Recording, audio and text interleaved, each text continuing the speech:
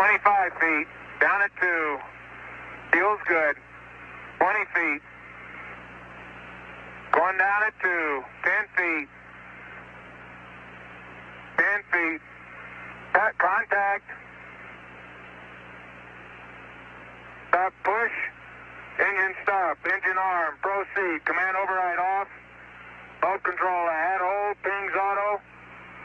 Okay, Houston, the Challenger has landed. Houston, you can tell America that Challenger is at Taurus Littrow.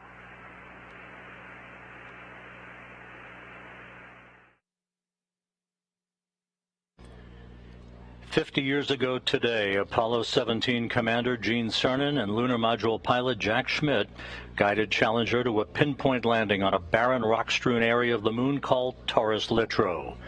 A half-century later, NASA's newest moon explorer, the Orion spacecraft, is barreling its way back home after circumnavigating the moon and beyond in an elliptical distant retrograde orbit, now less than 2 hours away from splashing down in the Pacific Ocean west of Baja, California, to complete its shakedown mission that has opened a new era of deep space exploration.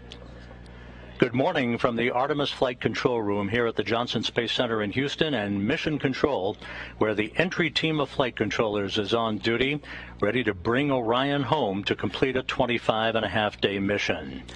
As he was for the launch of Orion more than 25 days ago, NASA Flight Director Judd Freeling is leading the entry team here in the White Flight Control Room. The target for Orion is growing larger in the field of view, moment by moment. This is a live view of the Earth from a distance of 15,000 miles away. About 3 hours and 40 minutes ago, Orion conducted the final major maneuver of its mission, a return trajectory correction burn of its thrusters to further fine-tune its path toward its splashdown site in the Pacific. We'll be heading out to the Pacific shortly for the first in a series of reports from the scene where Orion will be recovered. After launching atop the Space Launch System more than 25 days ago and traversing some 1.4 million miles in its circuitous orbit past the moon and back, the most critical phase of the Artemis 1 mission for Orion is at hand. It is homecoming day, so let's run down the milestones you'll be hearing about and seeing over the next couple of hours. Next up for Orion will be the crew module's separation from the European service module. That pyrotechnic separation is scheduled at 11 a.m. Central Time, just 20 minutes before Orion begins its entry into the Earth's atmosphere at an altitude of 3,200 statute miles. Now, we had planned for Orion to conduct a maneuver called the raise maneuver, a 16-second thruster firing to orient itself at the proper angle for its plunge back into the atmosphere. But the latest targeting for Orion from the flight dynamics folks here in Mission Control indicates such a precise trajectory for the spacecraft, it was determined that the raise maneuver was not required. That could still change following crew module, service module separation, but at the moment, the raise maneuver will not be required. The major objective of this mission is to test the spacecraft's heat shield against the searing heat of entry, where temperatures will build up to around 5,000 degrees Fahrenheit around Orion, half as hot as the outer surface of the Sun, twice as hot as the temperatures endured by returning space shuttles and other crew vehicles. Orion will perform what is called a skip entry, dipping into the atmosphere, then lifting out of the atmosphere and dipping back in like a flat rock skimming across a pond. This will provide aerobraking for the vehicle, will help to dissipate some of the vehicle's inertia, and will provide data needed in the future to select multiple splashdown sites for crewed missions. We are expecting 2 periods during entry when the buildup of heat-generated plasma around Orion will block communications and the receipt of data with flight controllers here in Houston. The first blackout should begin around 11:20 a.m. Central Time for just under 5 minutes, right around the time of peak heating on Orion, as it travels about 25 times the speed of sound. The second blackout period is expected around 11:29 a.m. Central Time for just under 3 minutes, right after the skip entry maneuver is complete. About 5 minutes after we regain communications with Orion, the pre-programmed commands stored on board will trigger the deployment of 3 parachutes at the top of Orion to pull the forward bay cover off of the crew module. That will initiate the sequential deployment of 2 drogue chutes and 3 pilot parachutes, followed by the 3 large main chutes to slow down Orion, enabling it to gently splash down in the Pacific. The current splashdown time, 11:39 and 42 seconds a.m. Central Time, 9:39 and 42 seconds a.m. Pacific Time. We'll be talking more about those parachutes shortly. The weather forecast at the splashdown site west of Baja California is excellent. The Spaceflight Meteorology Group here at the Johnson Space Center has just issued a forecast calling for scattered clouds at 1,700 feet, winds peaking to about 9 knots with periodic wave heights of about 5 feet. That is all within flight rule limits, and it should be a splendid day for Orion's homecoming.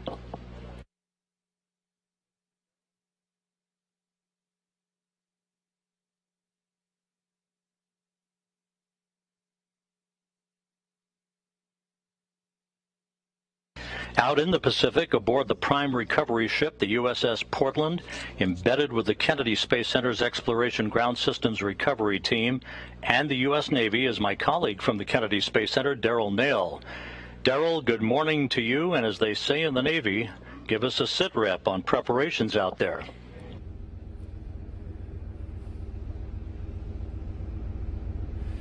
Well, good morning to you, Rob, and that's right. We're live on the deck just outside the bridge here on the USS Portland with a fantastic view of the area of splashdown. I just spoke with the recovery team.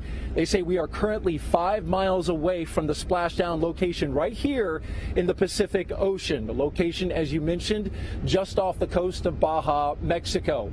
We got the great weather report, seas, as you mentioned, 4 to 5 feet. We're looking good there. Let me show you the bridge deck where we are currently positioned. This is looking forward for the ship. I talked to Captain John Ryan, who says that he currently has the ship in a racetrack going around the location near where splashdown is, just upwind of it, so that the debris that comes down, that being the crew module and the parachutes, the forward bay cover, when it separates, will be all downwind of us. Now, preparations are already underway. We can hear the helicopter engines running, so we want to take you to a live view of the flight deck. This is towards the back of the ship, where just 5 minutes ago, the Navy started the engines on 2 of the 3 Navy MH-60s, or Nighthawk helicopters, that will be used for the operation. There you see them on your screen. The 2 helicopters on the left side of the flight deck, they will be involved in the operation. The third to the right is a backup helicopter. Now, one of the helicopters will use the Navy's infrared targeting system, which will start looking for Orion at an altitude of about 50,000 feet. Should be able to quickly lock on to Orion's heat shield, which should be still very hot after reaching 5,000 degrees Fahrenheit on the heat of reentry. The second helicopter will track the forward bay cover, a 1,000-pound, 9.5-foot wide titanium cover on top of Orion, which protects the parachutes during the heat of reentry. It is jettisoned to allow them to come out. Now, NASA's plan going in was to recover it, but they've made an adjustment due to the seas and the limitations of a small boat crane needed to lift it out of the water. Both helicopters, if you can see just to the left of that helicopter at the bottom of your screen, have GSS cameras mounted to them. These are ultra high def cameras to record 8K resolution video for engineering purposes. Now, with those helicopters just minutes away from flying out, let's take a look underneath this very flight deck. You can see into the well deck, and this is the multi-purpose capability of this vessel, the USS Portland. Down on the well deck is where the final phase of recovery will happen. 2 teams of Navy divers are preparing to launch the small boats. You see them at the bottom of your screen, just partially protruding there at the bottom. Those are inflatable boats that the Navy will use. 6 in all will pre-position themselves in the open sea to recover debris from the descent operation, and then, of course, secure the Orion crew module itself. The Navy dive team will also take above water and underneath water photography of the heat shield before the crew module is moved. This is for all engineering purposes, so they can see it freshly returned from space. Once the divers have Orion stabilized with tow ropes, you see that bright yellow structure right dead in the middle of your screen. That is the cradle that the boats and the winch lines will pull into position and put it right down on top of that cradle. They will flood that deck with water, roughly about 6 feet, and then with a careful choreography of winch line and lines being pulled and maintained by sailors, they'll put it in position for its ride back to San Diego. Now, coming up, we'll speak to one of the Navy divers who will be in the water helping. In fact, he's on deck standing by in just a few minutes. He's ready to go into the water. We'll get some words from him before he goes out on his assignment. Looking good on the ship right now. Rob, we'll send it back to you in Houston. Thanks, Daryl. And again, a live view from Orion as it continues its pinpoint journey back towards its splashdown site, not far from where you are out in the Pacific. We will be going back to Daryl Nail on the USS Portland frequently during the course of today's coverage. Orion is wrapping up, as we said earlier, a mission that will have spanned 1.4 million miles, having flown further away from Earth than any human-rated spacecraft designed to return humans to Earth. And, of course, the big test that's coming up, the ultimate test of its heat shield that will repel temperatures that will build up around the base of Orion to about 5,000 degrees Fahrenheit at peak heating as Orion barrels back into the Earth's atmosphere. It has been an incredibly successful mission for the Orion spacecraft. We'll be talking to a variety of people about all that, officials and managers and engineers throughout the course of our coverage today. But for the moment, let's take a visual and interactive look at this mission with NASA's Philip Hargrove, who will use the moon board to explain it all. Yes, welcome to the moon board here at the Apollo Saturn V Center. It's been a super exciting month since the Artemis 1 launch. So let's take a look back at everything that happened just a few miles away from where I'm standing right now. Now, on November 16th at 1:47 a.m., the SLS lifted off from Launch Pad 39B here at Kennedy Space Center, and it put on an incredible show for everybody watching here from the Space Coast. I can't even describe to you how amazing it was to watch that core stage. Those solid rocket boosters provide over 8 million pounds of thrust at liftoff. Now, those boosters and the core stage got us going from 0 to over 17,000 miles per hour in just about 8 minutes. And then once all that propellant was depleted, the responsibility was passed on to the interim cryogenic propulsion stage. Now, the first job of the ICPS was to perform a perigee raise maneuver. And this means that we're getting into a low Earth circular orbit that allows us to deploy those solar panels, start harvesting energy, and do systems checkouts to make sure that we are ready for our journey. And we stayed in that orbit for about 30 minutes, and then we did our translunar injection burn. This is the primary responsibility of the ICPS because it gives us the energy to escape low Earth orbit and commits us on a path out to the moon. Now, once it completed that burn, the ICPS separated from the Orion, and it performed one final burn to completely leave the Earth-Moon system. And after doing that, Orion was on its way out to the moon. So it spent about 4 days heading out towards the moon. And then we quickly dipped in about 60 miles above the surface of the moon and did an outbound powered flyby. Now, that powered flyby means that we're taking advantage of the speed we already have, the gravity of the moon, and the energy we get from the service module's engines in order to target our orbit. And the orbit that we were targeting is called a DRO, or a distant retrograde orbit. And what that means is that instead of moving counterclockwise relative to the Earth like the moon does naturally, we are moving clockwise. So we're going in this opposite direction. That's what retrograde means. And distant means that we are going farther away than we have with any human spacecraft before. We're orbiting about 38,000 miles above the surface of the moon. And this is a really convenient orbit because we were able to stay there without having to use a ton of fuel for station keeping. And it also provides a safe, efficient path back home when we're ready. So this allowed us to learn how to operate in deep space, one of the core tenets of this mission. And then once we were ready, we started our trip back home. So we performed one more powered flyby, this time targeting our return, where we lit up those engines as we dipped close to the surface of the moon. And then we began our return transit, which took about 7 days, and that leads us to today. So next time we'll talk a bit more about what that return looks like and what our entry is actually going to look like. But until then, back to you. Thank you, Philip. And again, a live view of Orion closing in on planet Earth, now about 11,000 miles away from Earth, as it continues a very, very precise trajectory for a splashdown that is scheduled at 11:39 and 42 seconds a.m. Central Time this morning. For Orion, launch from the Kennedy Space Center occurred on November 16th on the world's most powerful rocket, the Space Launch System. The first outbound powered flyby of the moon was performed 5 days later on November 21st, dipping to within about 81 miles of the lunar surface. That placed Orion on a very precise trajectory for its ultimate goal, that racetrack trajectory called the distant retrograde orbit, that would allow Orion the time and the space environment needed to test its mettle. 4 days later, Orion executed an engine firing to enter into that orbit, and the next day, Orion surpassed the record set during Apollo 13 52 years ago for the greatest distance ever traveled by a human-rated spacecraft designed to return humans to the Earth. On November 28th, Orion reached its farthest distance from the Earth, some 268,000 miles, before departing the distant retrograde orbit on December 1st. And this past Monday, Orion conducted a 3-minute, 27-second engine firing behind the moon to whip around Earth's closest neighbor for the final leg of its flight, passing to within 80 miles of the surface, turning for home, and its splashdown that is scheduled just 1 hour, 21 minutes, 44 seconds from now.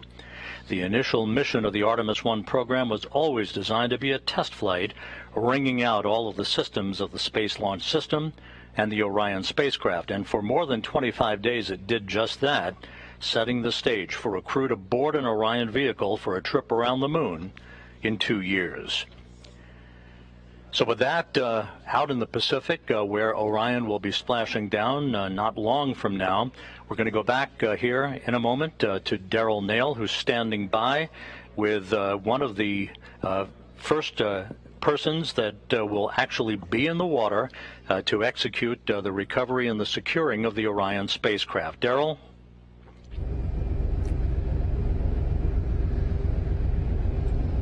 That's right, Rob, and his name is Wayne Shearer, and he is the Navy diver first class aboard boat number 2. He is the lead on one of the 2 small boats called Cricks, which are essentially small inflatable Navy boats. He's just about 20 or so minutes away from getting into that boat. Thank you, Wayne, for coming up here and making some time for us to tell us about the operation today. Of course, sir. So tell me exactly how your team goes about securing this spacecraft after it comes back from space, splashes down the water just a few miles from us. Well, sequence of events are going to go splash down, wait 2 hours. We're going to do a hazard analysis, make sure there's no gas coming off of it. We're going to come up, take those pictures like you said earlier for those engineering purposes. Once that's done, then we put the what's called a pony collar on it, and then basically it's a sequence of events of pulling all those ropes out like you said earlier and pulling it into the well deck. Easy day. Easy day, and we know that there's certainly going to be some challenges, right? Seas are 4 to 5 foot currently, which is within your limit. Let's take a look now underneath the well deck to the boats that are currently being prepared. You're really literally going to be going down here and right to that boat after we conclude our interview. How will you manage the 4 to 5 foot seas with a bobbing spacecraft and bobbing inflatable boat with your team? Well, this is just another day in the park for us. You know, we've trained for the last 1.5 years for this. We've been in worse seas than this, recovering anything under the water. It's just different. Instead of recovering something from under the water, we're going to recover something that fell from the sky. You can see on our screen, those are the tip edges of your 2 inflatable boats. I imagine you'll be positioned somewhere towards the front or back? I'll be positioned toward the middle of the boat. Towards the middle of the boat.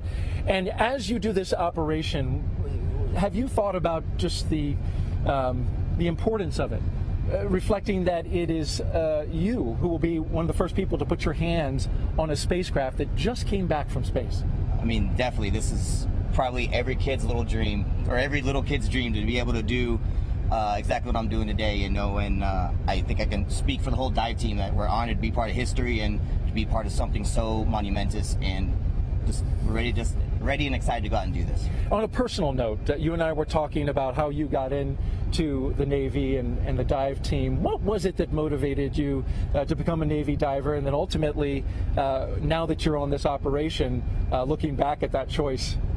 Well, February 2003 from Leesville, Louisiana, and I heard a loud boom outside my window one morning, and I ran outside and talked to my dad, and a few hours later we're watching the news, and unfortunately what we heard was the USS Columbia break up. So, you know, it was not a great thing to hear, but it kind of jump-started my career of like, hey, what do I want to do? And I wanted to be out there to help people, and the Navy just kind of fell into my lap, and, you know, 20 years later to be able to be part of history of the next thing we've flown into space like that is absolutely a dream come true for myself.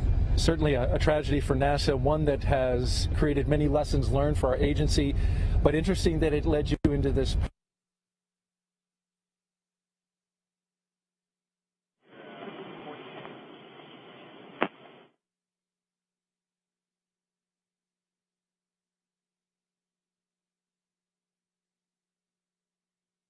Where you will literally be in the water in just a few minutes. Will you be sharing any words with your team? Good luck, be safe, and let's be part of history. All right, we wish you the best. Wayne, thank you for taking the time, and good luck out there. Thank you, sir. Rob, we'll send it back to you. Thanks, Daryl. It looks like a great day out in the Pacific, west of Baja, California, where Orion is headed. And you can't beat this view, though. The view of the Earth, where Orion is headed, tried and true on a pinpoint course for a splashdown just 1 hour and 16 minutes from now. After Orion enters the Earth's atmosphere at the conclusion of this 25-and-a-half-day mission, the spacecraft is going to rely on a very heavily tested parachute system to slow down its speed and allow for a very gentle splashdown. Koki Machin, the chief engineer of Orion's parachute assembly system, now describes the process and the path to the certification of the parachute system.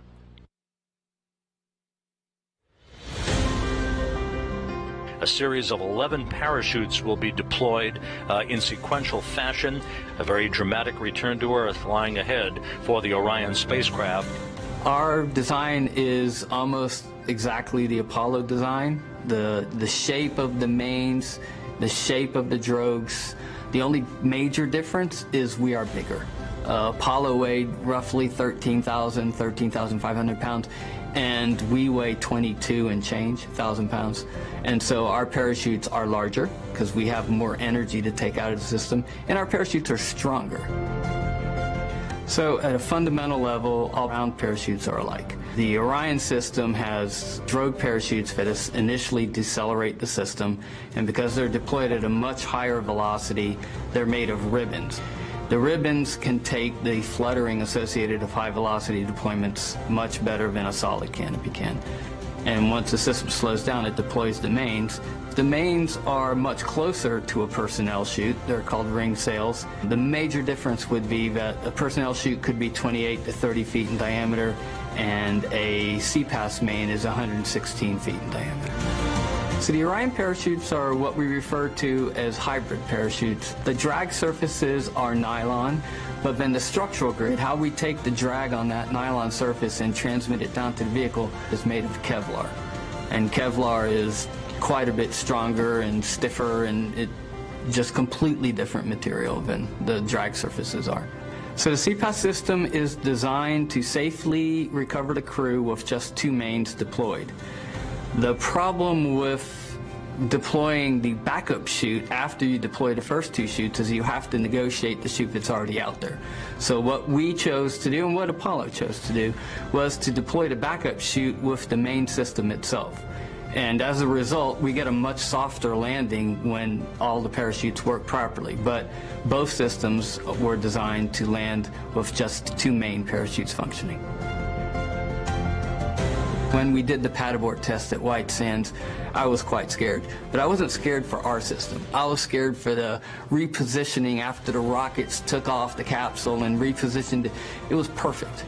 That thing reoriented like it was on rails. And I swear to you, this huge relief came over me when the cover came off, because I thought, wow, we're not done, but we're done. I know this system's going to work.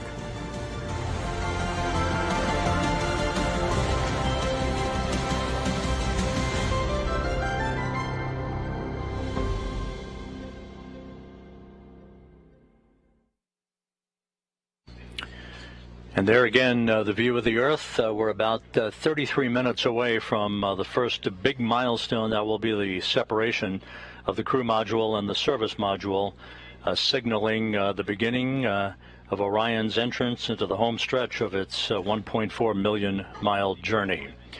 With us at this hour is the Deputy Associate Administrator for Exploration Systems, Kathy Kerner. Kathy, thanks for joining us this morning. It's great to see you.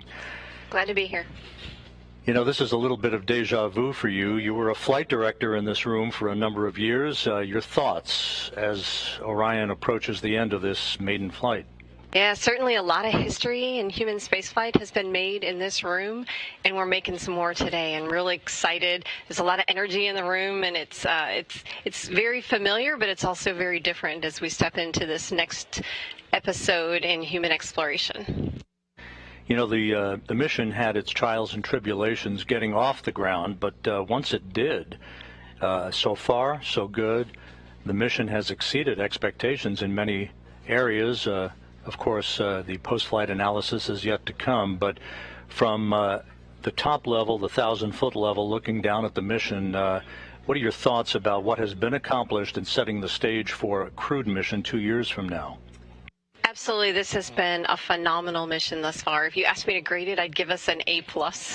I think that the work that has been performed both by the Exploration Ground Systems team, the SLS team, and the Orion team has been fantastic. We've been learning how the spacecraft operates. We've been learning how to fly this amazing machine, and it's gone so well that we've actually been able to add tests during the mission that help expand the envelope that we're going to be able to use to operate the spacecraft once we have crew on board. The major objective of the mission lies ahead. That's the rigorous testing of the heat shield, as we've just seen in our features. 5,000 degrees Fahrenheit building up around the spacecraft, twice as much as space shuttles endured when they re-entered the Earth's atmosphere. How do you think it's all going to fare, and what then needs to be done to analyze the performance of the heat shield in certifying that we are good to put a crew on board in a couple of years? So this test, this is the primary objective of this test mission, but we've got a lot more objectives that we need to accomplish between now and when we launch crew. We have an environmental test that we need to conduct of the entire integrated spacecraft once we get the environmental and life support systems on board. So this is just one of many tests that we have going forward and one of many analyses that we need to do with all of the post-flight data that we retrieve from the spacecraft. We opened up the broadcast paying homage to Apollo 17 landing on the moon 50 years ago today. It's only coincidence that this happened, but it seems very appropriate, doesn't it?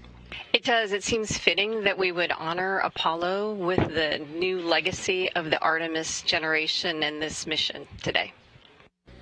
Thanks very much, Kathy. Kathy Kerner, the Deputy Associate Administrator for Exploration Systems, and we're nearing the end of the home stretch here of this very first mission. Thanks, Rob. Great to be here.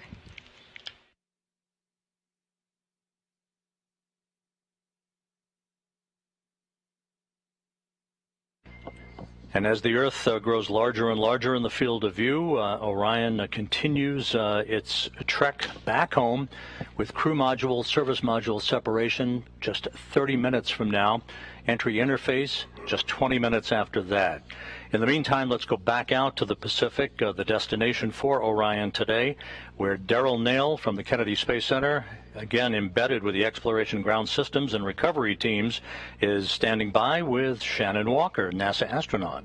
Well operations. All hands on the ball, staying clear of wing walls, vehicle storage areas. That's right, Rob. Shannon Walker, NASA astronaut, has been on board since we departed on Wednesday to come out to the site. Thank you for being here to take some time to talk to us amidst this important operation to recover the Orion crew module.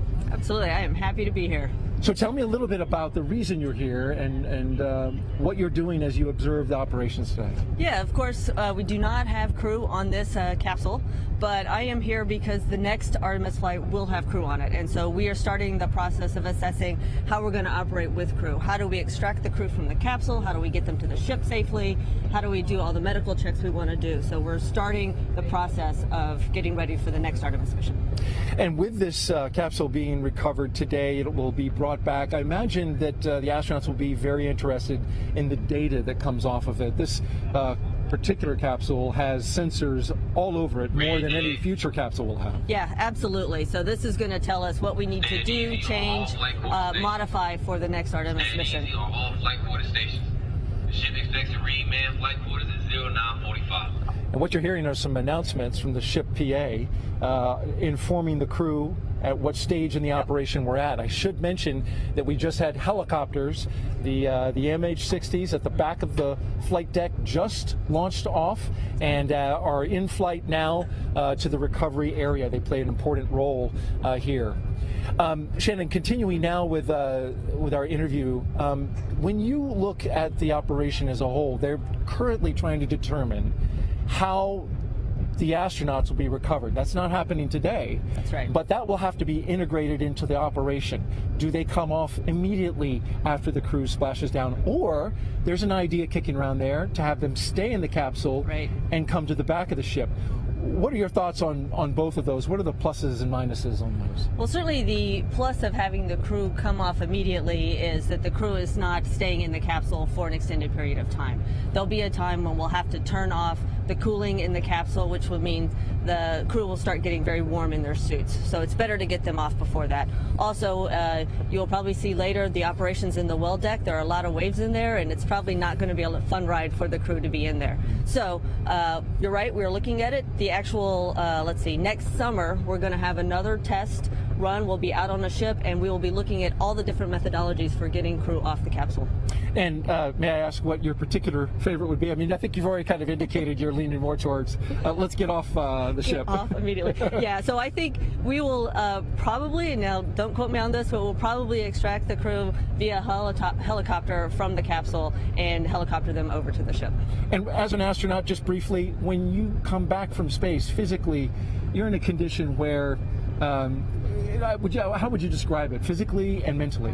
Yeah, so when we come back, we consider crew deconditioned. While on the space station, for example, we have lots of exercise, so we're really strong when we come back. It is still a big adjustment to being in Earth's gravity again. The lunar missions is kind of in the middle between what we did in the shuttle days and what we're doing on the space station. So we don't know exactly how the crew's going to feel, but they're going to be exhausted, and so their balance may be off a little bit, so it's better just to get them out of the capsule. As far as the mental side goes, I found that when I am back on Earth, it's just a huge sigh of relief in that somebody else is worrying all the details and I can just sit and relax a little bit. Well, we appreciate you being here. Thank you for all the insight. You're doing a great job of staying balanced amidst the 4 to 5 foot seas as you see the horizon going up and down, right? It is definitely a challenge. Thank you very much, Shannon. Rob, we'll send it back to you in Houston. Thanks, Daryl. Thank you, Shannon, and happy sailing out there as we continue to watch this scintillating view of the Earth, as we are just 1 hour, 5 minutes away from splashdown. Now, as Shannon Walker alluded to in that interview with Daryl Nail on the USS Portland, we're going to be on the air here for a couple of hours after splashdown, while a number of flight objectives and test objectives are being conducted, data gathering on the Orion spacecraft. But the whole recovery issue to get Orion into the well deck of the USS Portland is no small feat. Melissa Jones, who is the landing director and the recovery director from the Kennedy Space Center, has worked tirelessly to choreograph all of the elements of that recovery operation. Let's take a look now at how Orion will be recovered. Today we are aboard the USS John P. Murtha, and behind me is a mock-up capsule of the Orion crew module, and we are training the team to be ready to do Artemis 1 recovery operations. My role as the NASA Recovery Director is to lead the interagency team that will recover the capsule. Ever since the Apollo program, NASA and the Navy have worked together to recover NASA's capsules in the water. So one of the huge benefits of working with the Navy is the fact that they're operational and we leverage their core competencies to bring the flight hardware and the crew back safely from the moon. On the Artemis 1 recovery day, my job will be to direct the team through the integrated operation to recover the capsule. The ship will get to the recovery location 24 hours before, and we will start launching weather balloons. And that data will go back to Houston and will help inform where we splash down. A couple hours before splashdown, the Navy launches small boats off of the knuckle boom crane, and helicopters will take off, and they will do their circles in the air, and they are waiting for the capsule to re-enter so that they can get good data and photo imagery of the capsule on its way back to Earth. Once that is done and we splash down, we will safe the capsule, approach the capsule, attach lines to the capsule, and recover it into the well deck of the ship. Artemis 1 recovery operations will take about 5 hours to perform all of the work we need to do because we are gathering data so that we can fly crew mission on Artemis 2. When Artemis 1 splashes down, it's going to be the culmination of all of the hard work that we've put in as a team. It's going to be an amazing feeling, hearing that we've met Earth's interface and that we can see 3 good main parachutes. And when we hear splashdown, I'm going to get goosebumps all over me.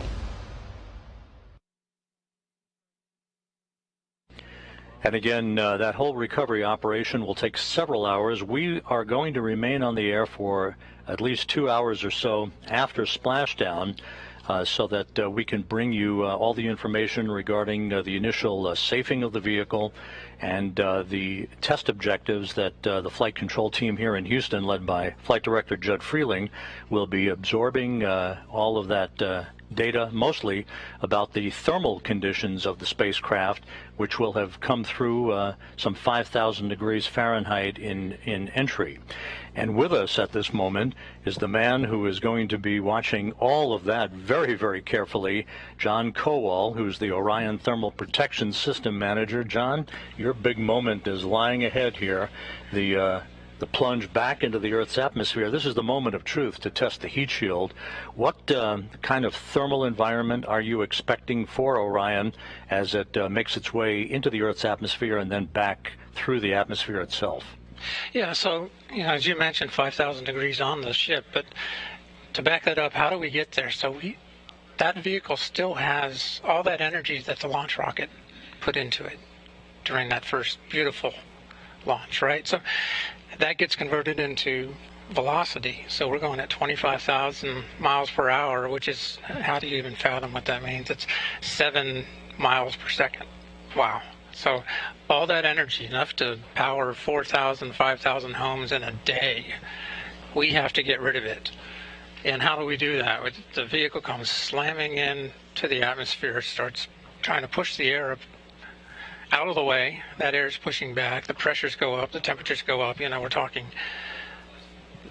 upwards of around 10,000 degrees Fahrenheit in the flow field. So that energy goes into the flow field, and then the flow field wants to give it back to the surface of the TPS. So that's what the TPS is going to see, or what the heat shield is going to see, and that's what pushes it up to 5,000 degrees Fahrenheit. What kind of testing was required throughout the course of the preparations for Orion to prepare the vehicle for launch that made you confident that it could withstand the rigors of this sort of environment? Yeah, there's been a lot of testing. I mean, we've been at this for since the end of the shuttle program. If you think back to that system, that was a reusable system, we had kind of been out of the business of these ablation materials for quite a while, since Apollo.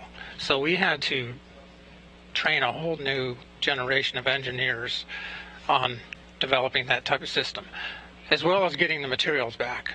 So there was a lot of testing in arc jets. That's the primary way that you test these types of materials. You can create these temperatures. It's like a wind tunnel with a lightning bolt going down the center of it, and that's how you create this high temperature plasma, and that gets impinged onto the test article. So we do a lot of materials testing. We've done quite a bit of testing of the system. Even though we're using the same material, the AVCoat that they used in Apollo, it's in a different form. And so we made it into blocks. Those blocks have seams that have to be filled. Those seams are always one of the areas that you want to test the most, is because that's where the problems happen. And so we've done a lot of testing there in the thermal. And also structurally, we've had to do a lot of testing to see how the AVCoat blocks interact with the structure underneath and make sure that it's all going to hold up to those loads.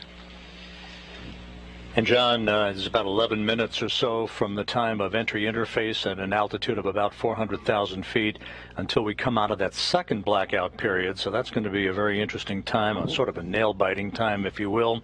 But after the vehicle splashes down and is back at the Kennedy Space Center in a few weeks for post-flight analysis, what are the sorts of things that you and your engineering team will be looking for to give it a passing grade in preparation for putting a crew on board a couple of years from now?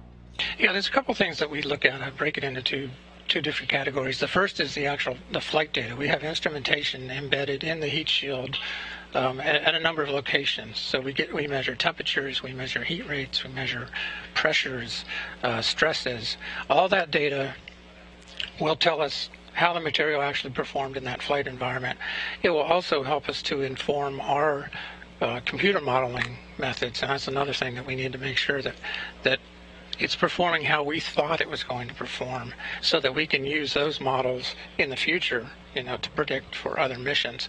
Now, the other thing we'll do is we'll be looking at the hardware itself. The instrumentation, you only get measurements where you put that instrument, of course, right? But looking at the heat shield, just looking at it, the big picture, you can see the streamlines, you can see how the flow was going across the heat shield, you can see where boundary layer transition may have occurred. So there's so much to just visually see, and then we'll be taking samples of the heat shield, we'll be taking that material out and looking at how much had ablated, looking at the char thickness, the density gradients as you go through as the material burned off, and comparing that to what our models have predicted. And again, that'll help us to be able to validate and correlate our models further. Very good. It's going to be a very important time for the engineers, of course, and we'll see how Orion fares here in the next hour or so. John Kowal, Orion's Thermal Protection System Manager, thanks very much for joining us this morning. Sure. Thank you.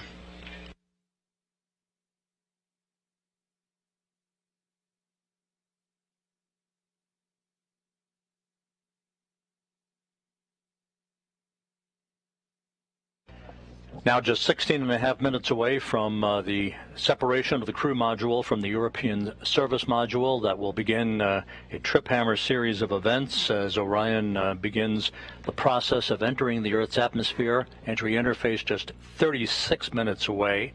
So let's go back out to the Pacific Ocean west of Baja, where Daryl is on the USS Portland. Daryl?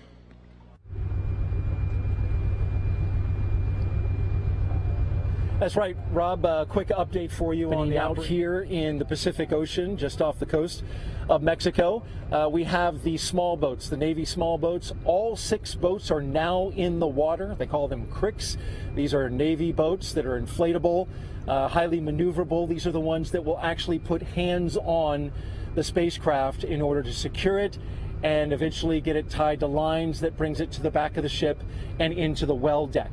I want to talk a little bit about this location here today. This location in the Pacific, we're just about 5 miles away from the splashdown area. This was actually the backup location. Initially, this was supposed to happen off the coast of San Diego, California, but the weather forecast for that area called for a cold front that has moved in today, bringing with it 12-foot high seas, and those seas would have been too high to perform this operation, too high for the small boats for recovery. So Recovery Director Melissa Jones and the mission management team made the decision to back up and go to the backup location 300 miles south of San Diego, and that's where we find ourselves today with excellent weather in order to do this operation. As you look off into the sky, we're awaiting the second to last weather balloon release that we will have for the day.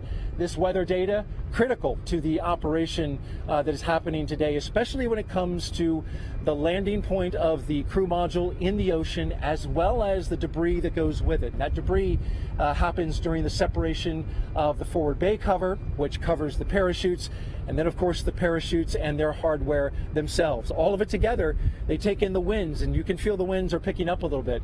That wind data will give us refined information and data in order to calculate exactly the landing spot.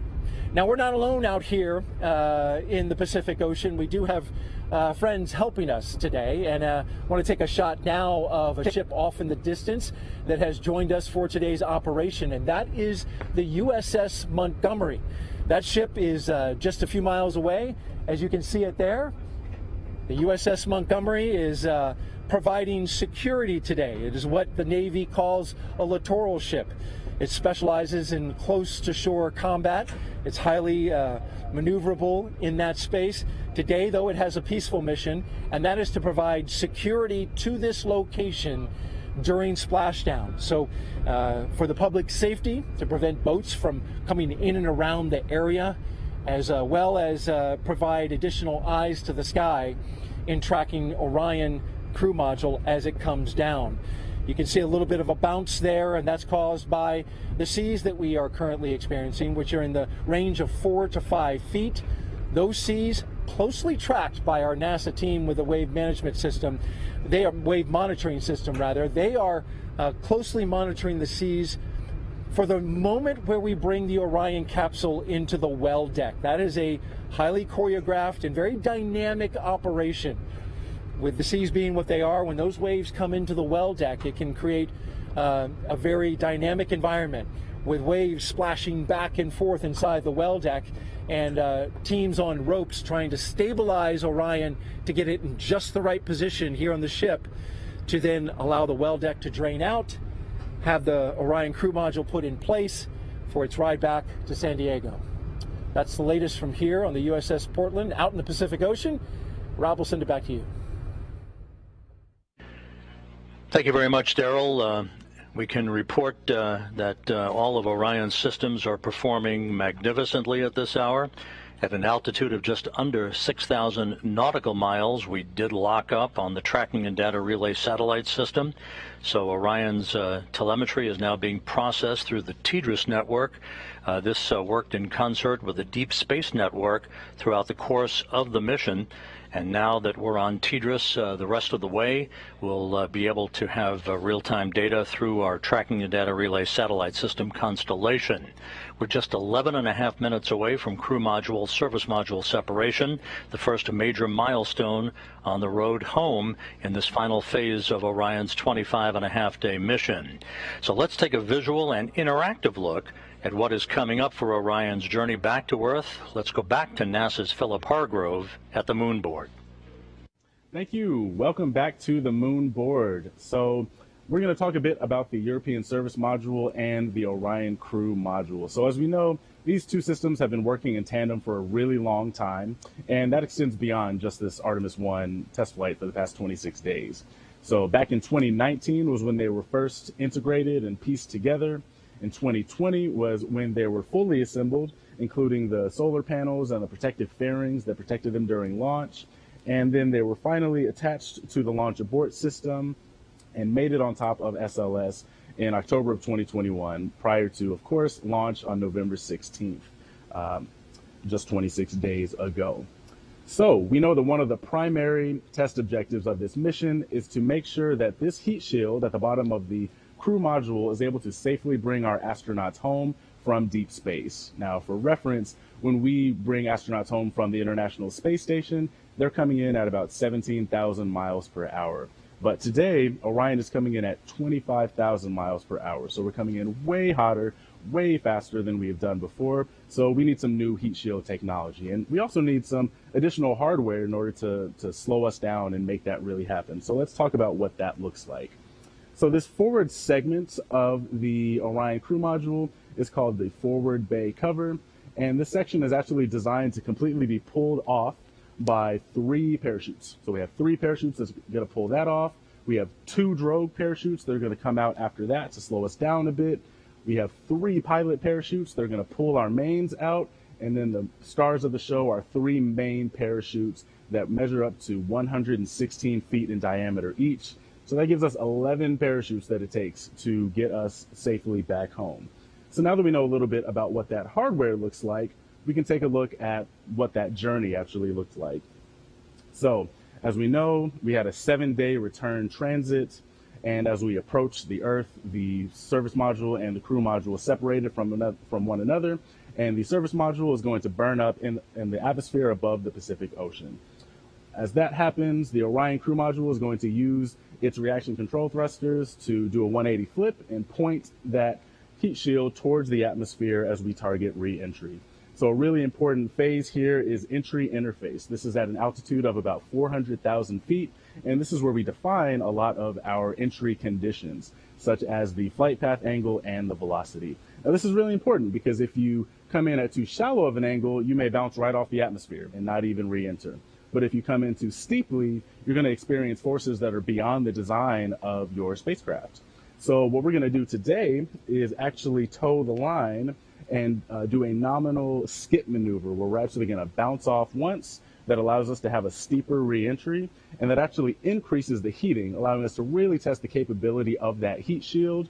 And we will also be minimizing the G loading, which leads to a softer ride for the Moonican and in the future for our Artemis astronauts. Now, once we do that, the atmosphere is going to slow us down pretty significantly, but we'll still be going over 300 miles per hour. And then we will slow down to 20 miles per hour after that sequence of 11 parachute deployments. Now, once we splash down west of California, we will have these red inflatables that will make sure that no matter what orientation we hit the water at, we will be right side up. And then the USS Portland is going to recover the capsule and bring it back to the U.S. Naval Station in San Diego. Now, there's a really large team comprised of U.S. Navy, Air Force, NASA, contractors who worked really hard to prepare for today. So I am super excited to see them welcome Orion home. Back to you.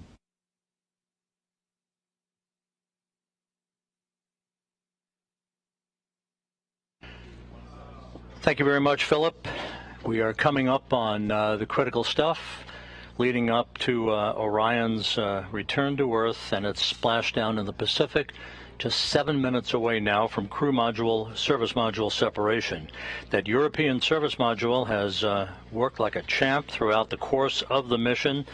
The service module, which of course housed the solar arrays and all of the other propulsive functioning for Orion throughout the course of the mission, has been monitored in the European Service Module Control Room in Noordwijk in the Netherlands, where that team of flight controllers is eagerly awaiting the completion of the service module's work just a few minutes from now, when it will pyrotechnically separate from the crew module, leaving the crew module on its own. Entry interface is scheduled just 26 minutes from now. We'll be receiving reports from Flight Director Judd Freeling and his team of flight controllers throughout Orion's descent back into the Earth's atmosphere and through all of the parachute deployment sequence events leading up to splashdown that is scheduled at 11:39 and 42 seconds a.m. Central Time, 9:39 and 42 seconds a.m. Pacific Time. One thing worth noting is once Orion splashes down in the Pacific, it will stabilize in one of two positions, either pointed up, which is called Stable 1, or pointed down in Stable 2. The crew module uprighting system, known as the CMUS, deploys a series of 5 bright orange helium-filled bags on the top of the capsule that will either flip Orion right side up or keep it right side up in its Stable 1 position. Those 5 bags are packed in hard containers and installed atop the capsule inside the structural gussets between the parachutes and other equipment. They're inflated with helium gas that is stored in pressure vessels located close by the bags. Each bag has its own independent inflation system. The CMUS, or crew module uprighting system, initiates after landing and opens up a valve for helium to flow into those uprighting bags.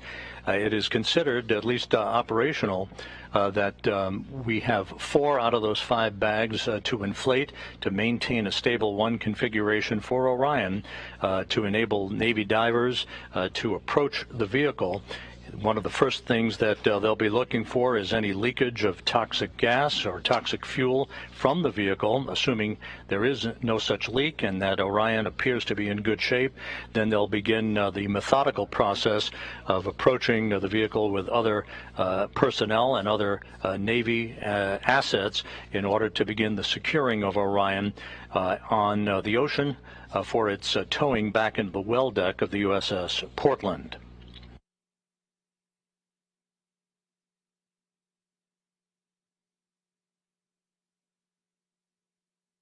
We're under 4 minutes now until the crew module and service module separate from one another. We'll be standing by for all of that. You can see in this telemetry-driven animation that Orion is currently traveling just under 17,000 miles an hour, just under 4,000 miles away from Earth, and a hefty 254,000 miles from the moon, which of course was its target, in distant retrograde orbit, flying around the moon for its outbound powered flyby at the beginning of the mission to move to a distance of some 268,000 miles away from Earth, farther than any human-rated spacecraft designed to return to Earth had ever been designed to do, surpassing the distance record established 52 years ago during the Apollo 13 mission.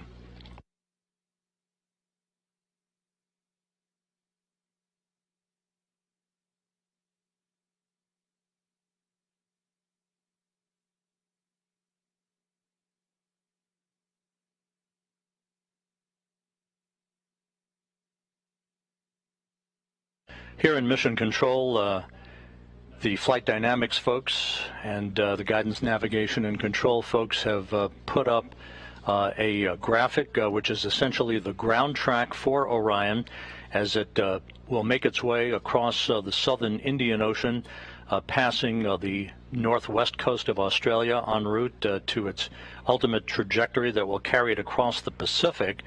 It will be moving from south to north across the Pacific Ocean to the splashdown zone, almost a direct straight line towards the point of splashdown, which will be west of Baja California. Now just under 2 minutes until crew module, service module separation.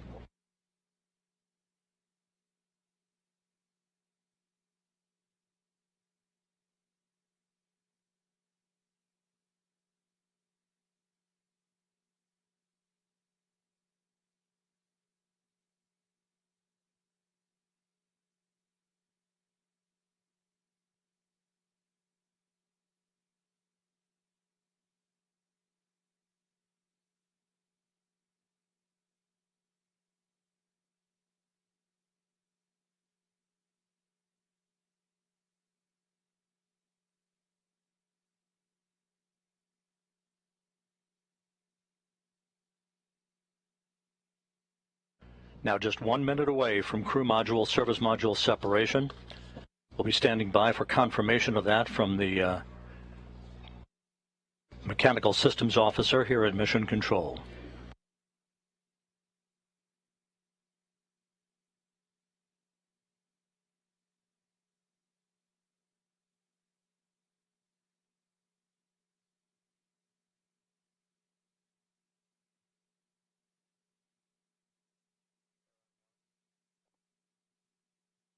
"30 seconds until separation. This will come at an altitude of 3,200 statute miles.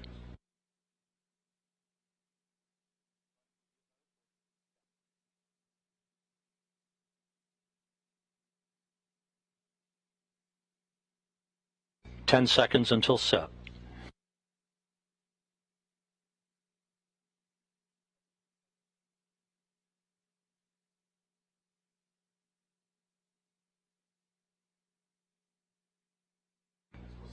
We have confirmation of separation. Orion flying on its own. Again, the separation occurred right on time at 11 a.m. and 11 seconds Central Time, with Orion 3,200 statute miles away from Earth. The service module The European service module has done its job.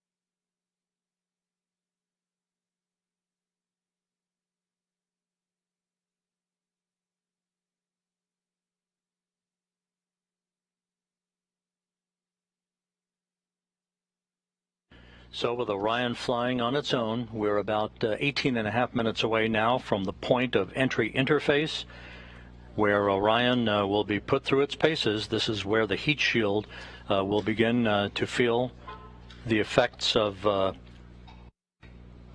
peak heating of 5,000 degrees Fahrenheit on the heat shield, and the beginning of 2 blackout periods where the plasma around the vehicle will build up such that it will block data and communications between mission control and the spacecraft itself.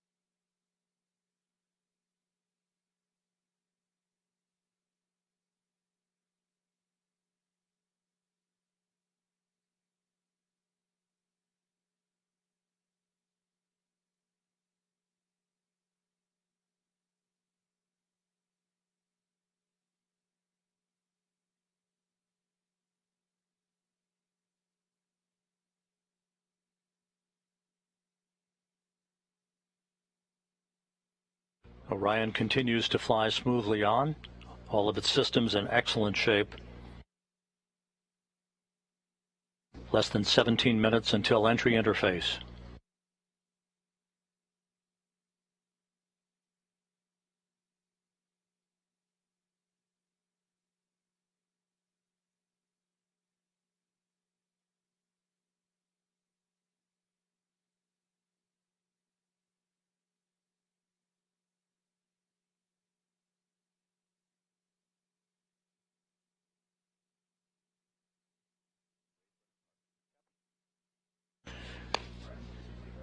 And the crew module raise burn that we thought was not going to be needed is being conducted.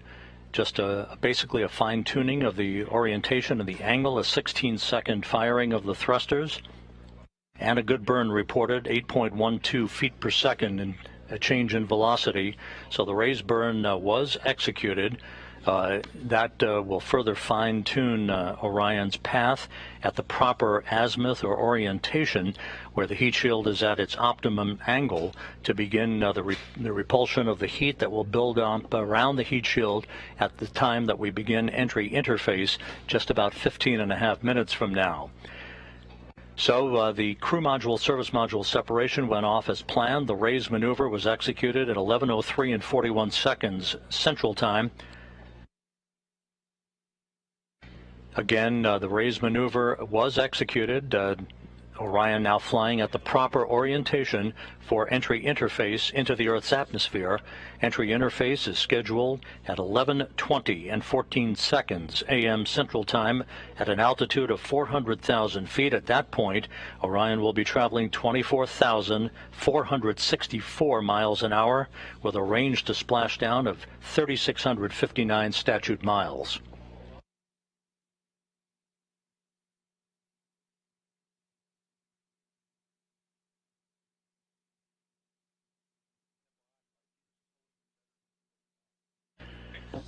Flight controllers reporting a solid lock with the tracking and data relay satellite system, receiving data that's being processed through the TDRS network. Just a reminder that after we pass into the Earth's atmosphere at the speed at which we're going, and with the temperatures expected to build up very quickly for peak heating around the heat shield of Orion, we will begin the first of 2 blackout periods, the first of which is scheduled to begin at 11:20 and 16 seconds a.m. Central Time and will last about 4 minutes and 48 seconds. At that time, entry guidance, which has been stored on board, pre-programmed commanding for Orion to continue to point its way toward the splashdown zone, will take over. The first blackout period should end around 11:25 and 4 seconds Central Time. That will set the stage for the skip entry, basically the maneuver that will enable Orion to dip into the Earth's atmosphere and skip back out of the Earth's atmosphere and dip back into the Earth's atmosphere like a rock, a flat rock on a pond. That will continue to dissipate energy and heat on the spacecraft, and is a maneuver that data will be gathered for to try to bring in multiple splashdown sites for crewed missions in the future. The second of the 2 blackout periods is scheduled to begin at 11:29 and 3 seconds a.m. Central Time, and that will last for about 2 minutes and 50 seconds till about 11:31 and change. That'll be the final blackout period, after which we should lock up solidly for the remaining 8 minutes or so until splashdown.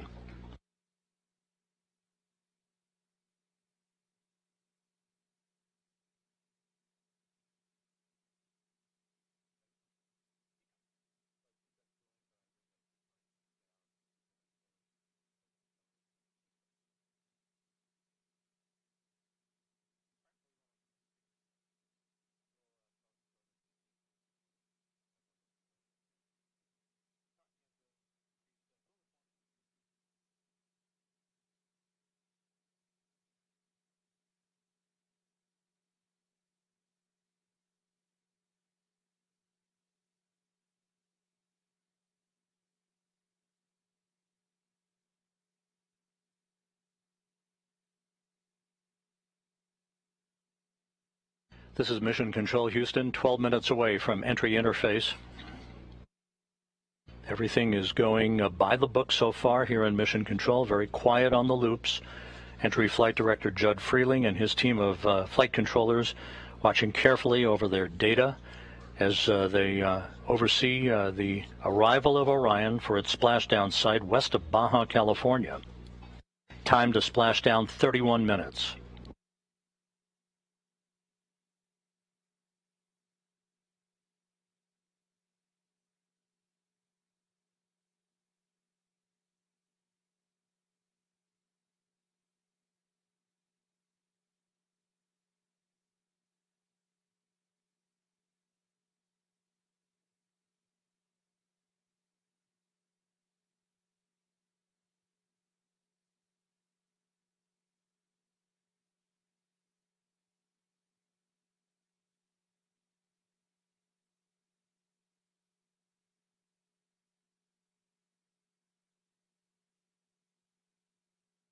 Less than 11 minutes now until entry interface.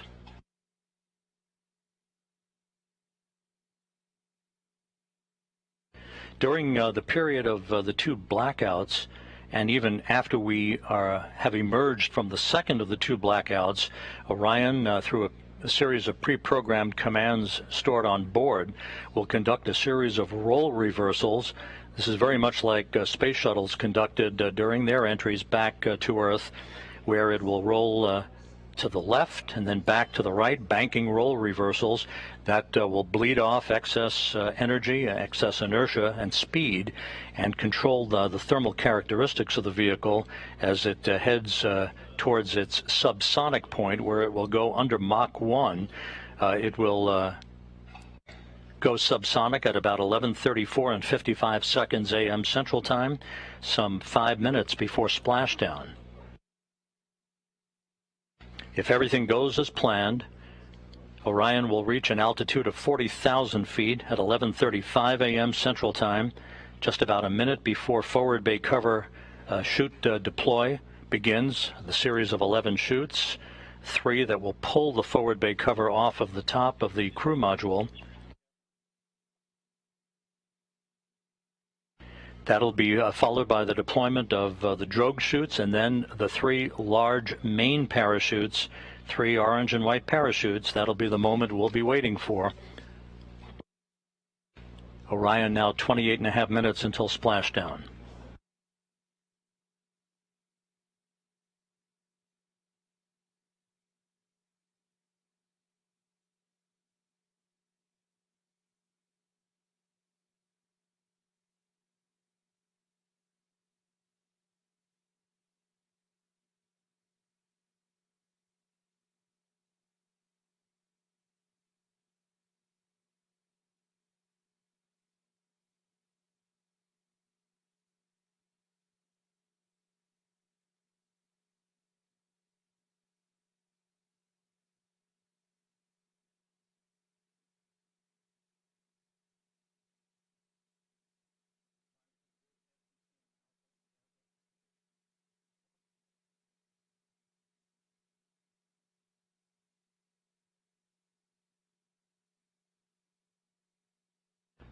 Orion is approaching the northwest coast of Australia. 27.5 minutes until splashdown. We're just 8 minutes away from the point at which Orion will dip into the Earth's atmosphere and begin what basically is a hellish entry, where temperatures around the spacecraft will raise to about 5,000 degrees Fahrenheit. That's half as hot as the outer surface of the sun.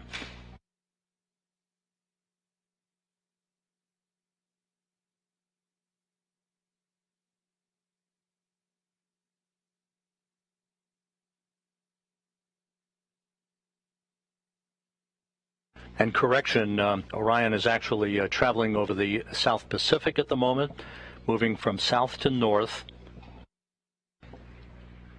Just 7.5 minutes until entry interface.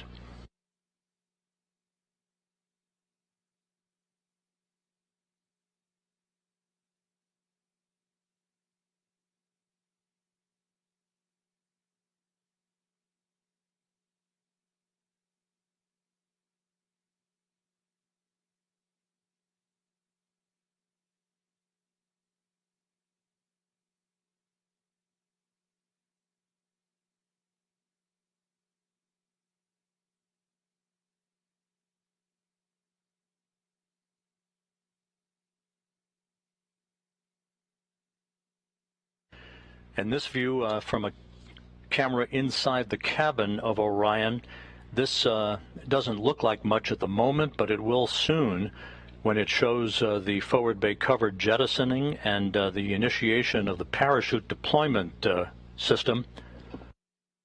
Entry interface less than 6.5 minutes from now.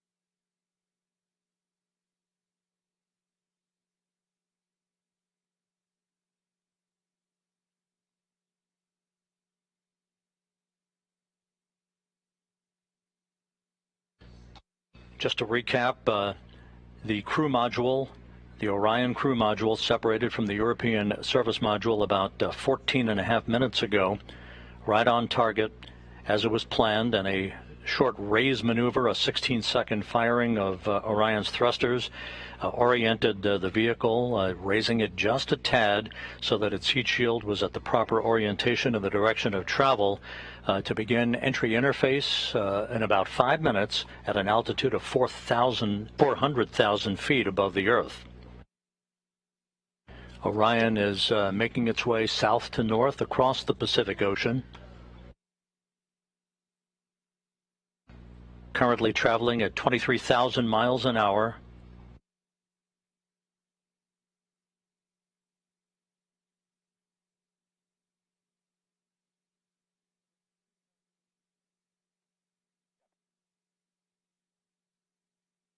We're about 5 minutes away from entering the first of the 2 blackout periods, which will last about 4 minutes and 48 seconds.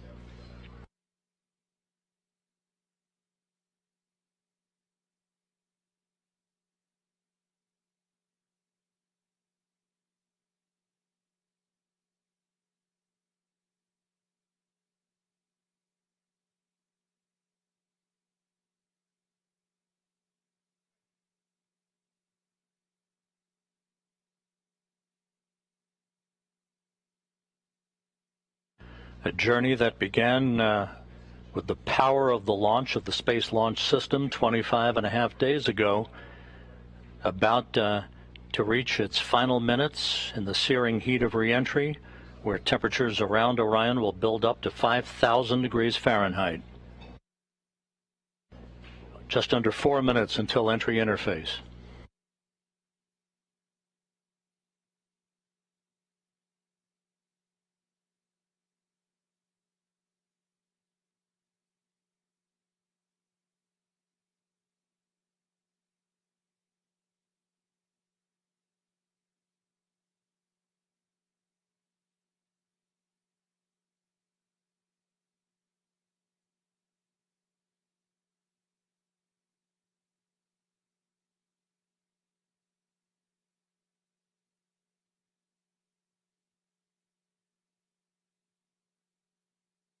Once again, at entry interface, which we will reach about 3 minutes from now, Orion will be at an altitude of 400,000 feet, traveling just under 25,000 miles an hour, with a range to splashdown of 3,659 statute miles.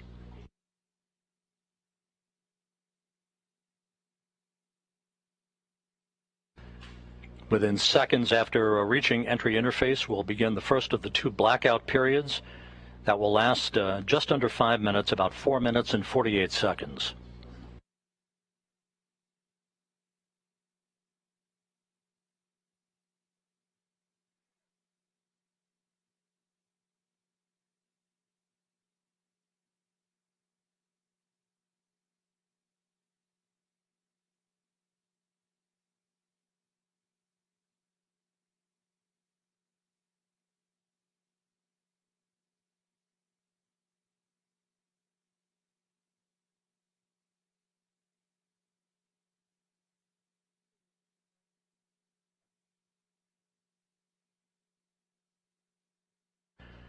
And here's the ground track for Orion as it passes well to the west of South America.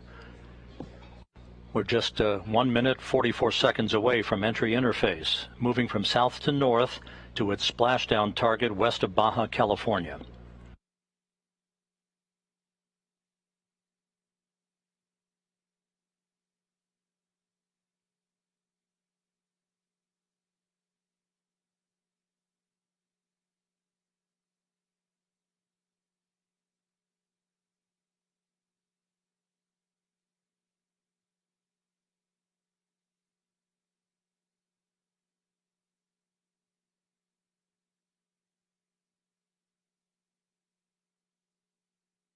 Just 1 minute away from entry interface.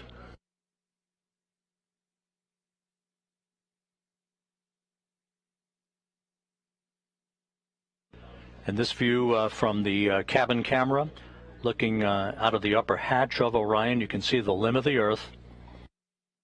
We're going to be losing all of the data here shortly once we enter into the Earth's atmosphere and begin the first of the 2 blackout periods.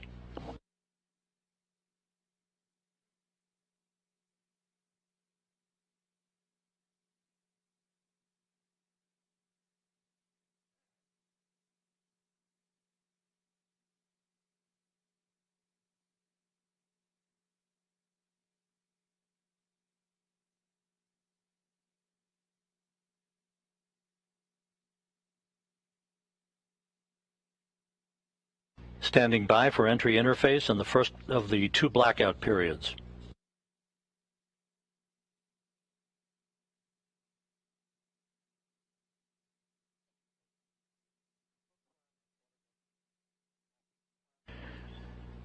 We are now in the entry phase. Entry interface has begun. Entry interface at 400,000 feet. Orion traveling just under 25,000 miles an hour.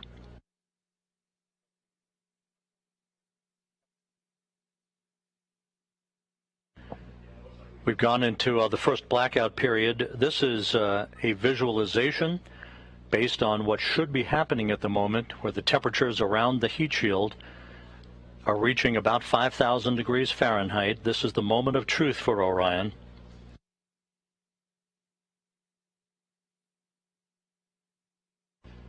We should be coming out of this first blackout period just under 4 minutes from now.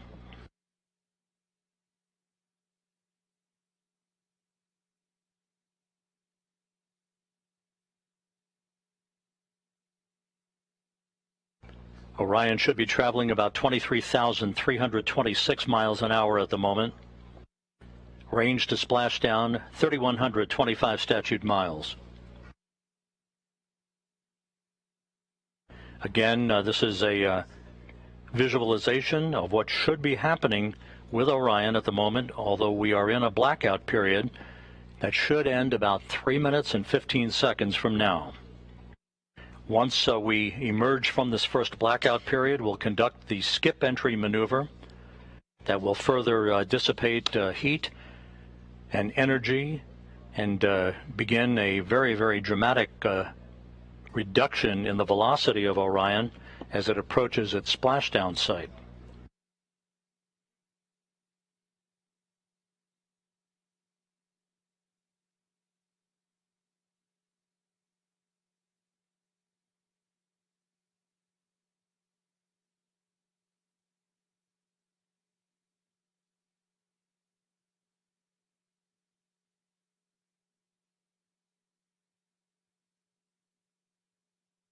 Clocks here in Mission Control showing the sequence of events yet to come. The first blackout period to end about 2 minutes and 18 seconds from now.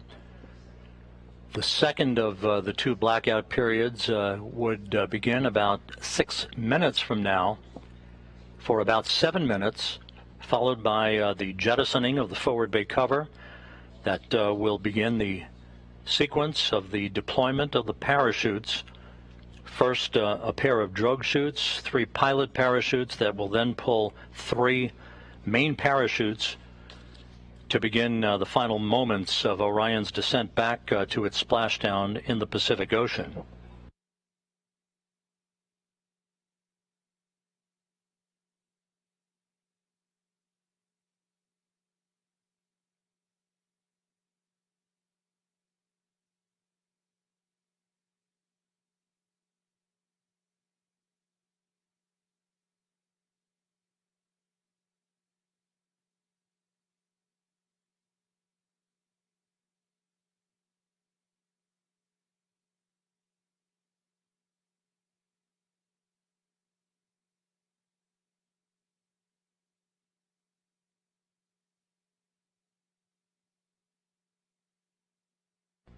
One minute to go until we come out of this first blackout period. When we emerge from this first blackout period, we'll be at an altitude of 274,000 feet, traveling just under 17,000 miles an hour with a range to splashdown of 2,000 statute miles.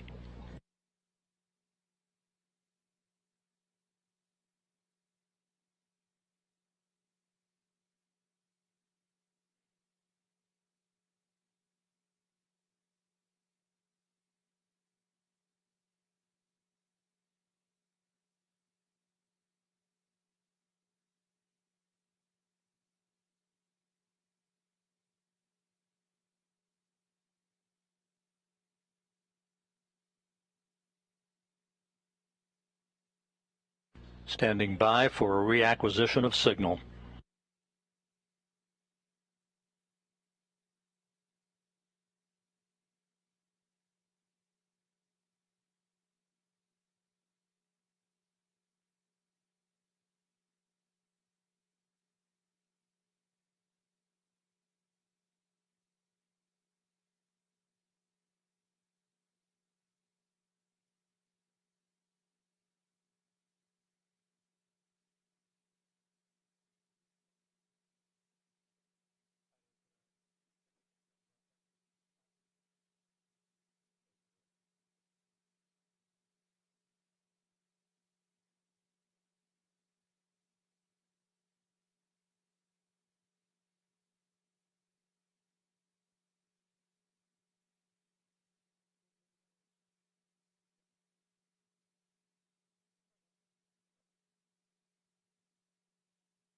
And we have data from Orion. Orion out of the blackout period.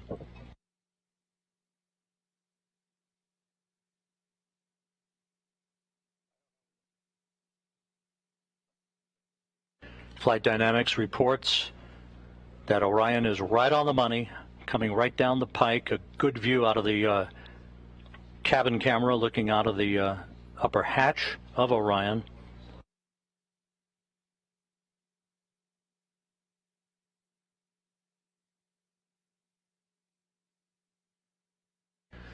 We should be performing the skip entry maneuver momentarily. Good communications established with Orion.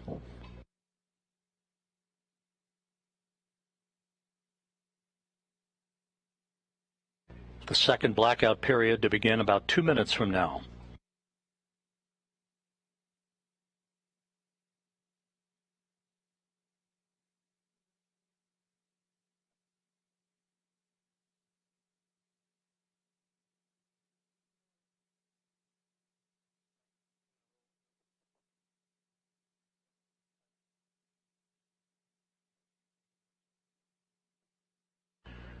Orion is at the apogee of the skip entry maneuver, beginning the second in a series of roll reversals, again banking maneuvers to bleed off excess inertia and to dissipate heat around the spacecraft.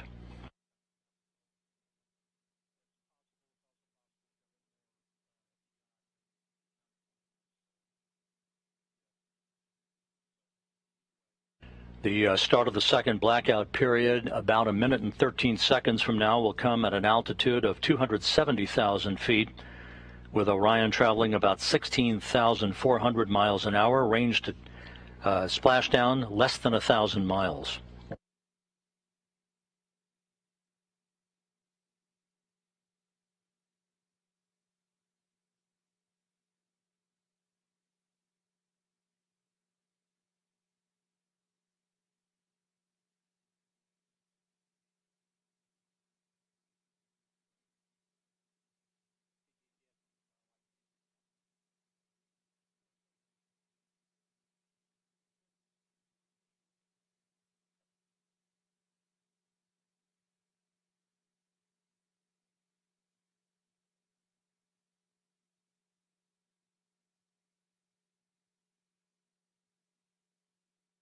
Coming up on the start of the second blackout period.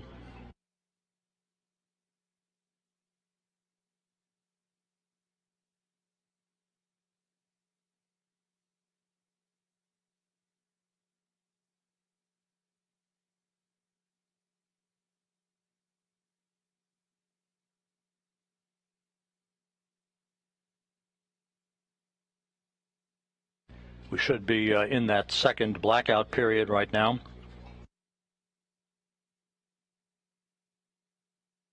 Orion approaching a velocity of 20 times the speed of sound.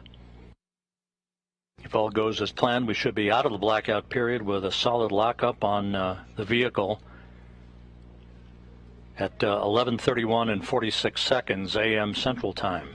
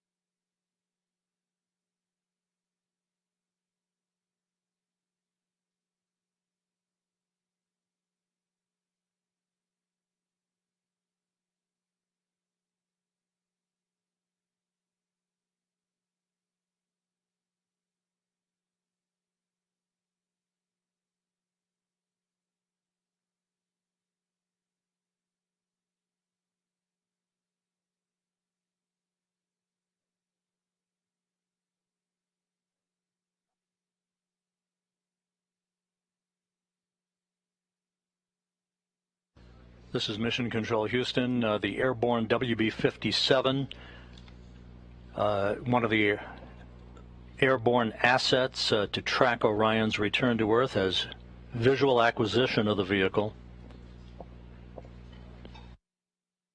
We should be coming out of this second and final blackout about 30 seconds from now.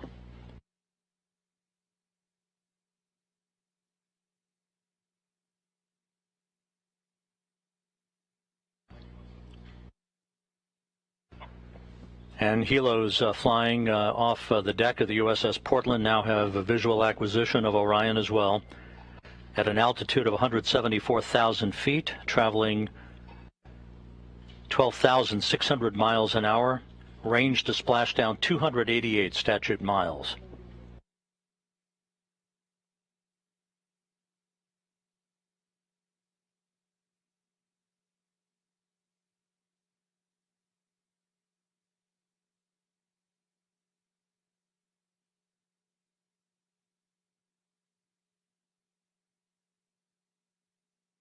This view on the deck of the USS Portland.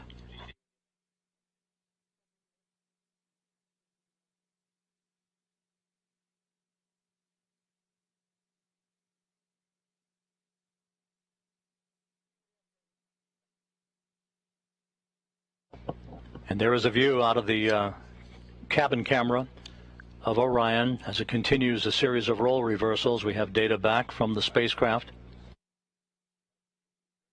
Flight Dynamics reports Orion straight and narrow on a true course toward its splashdown site. Forward bay cover jettisoning less than 3.5 minutes from now.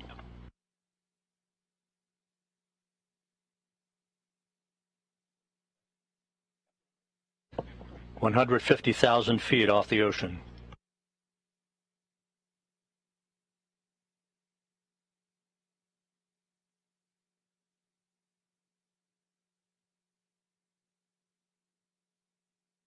Orion now traveling at Mach 10.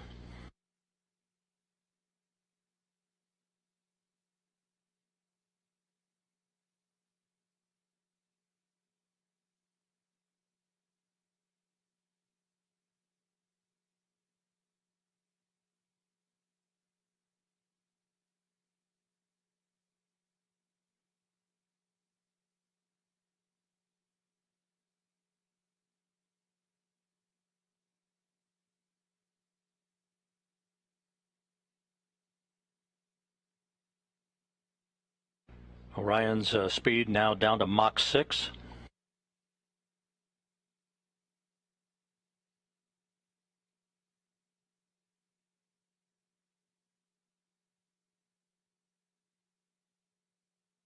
Two minutes until forward bay cover jettisoning.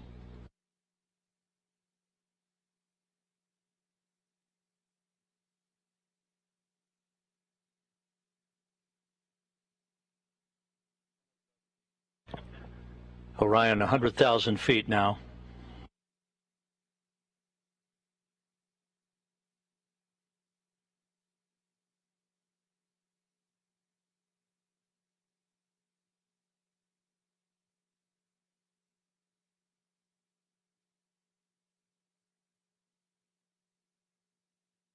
The spacecraft about to go subsonic.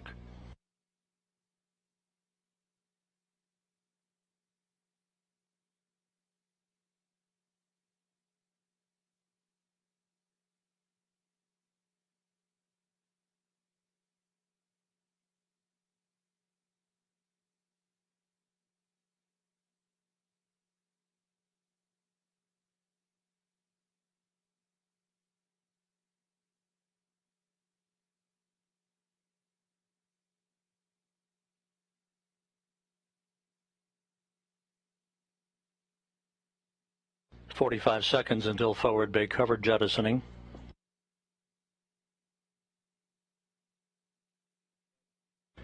Orion now at 50,000 feet.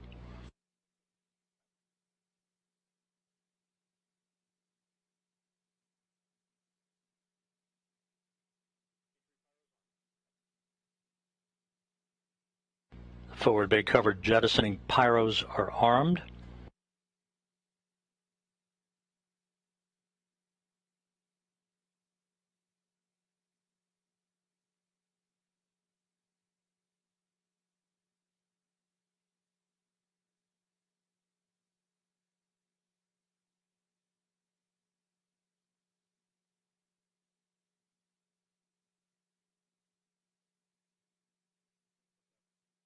"25,000 feet.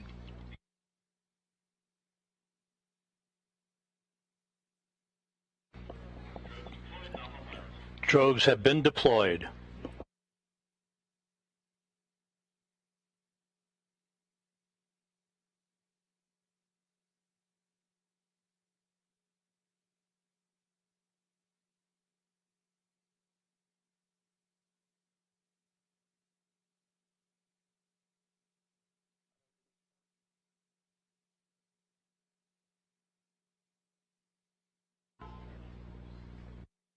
Two good drogue shoots reported by the recovery team out in the Pacific. The descent rate is right on the money. Orion's velocity now down to 282 miles an hour. Range to splashdown 1.5 miles. 10,000 feet now.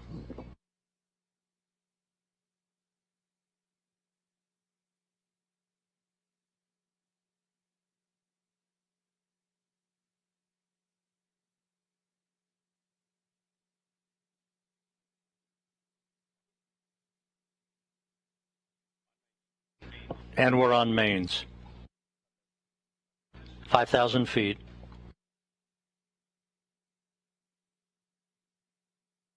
Reefing in progress.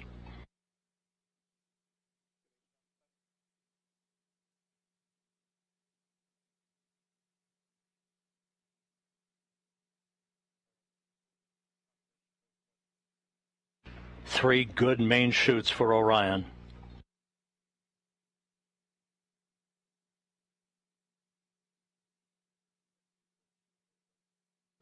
We have three fully inflated main chutes. Time to splashdown 90 seconds. Perfect descent rate reported.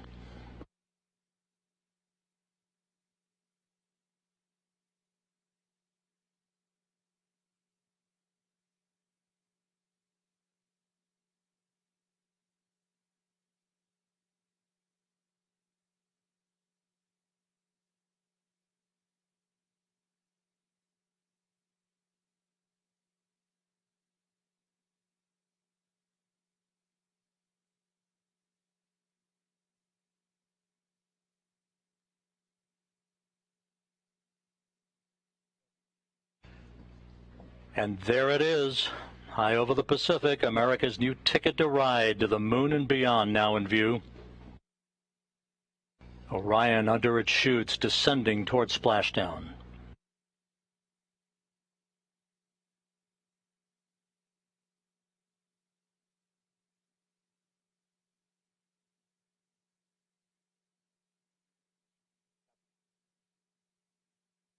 Orion in the perfect orientation for splashdown, just seconds away.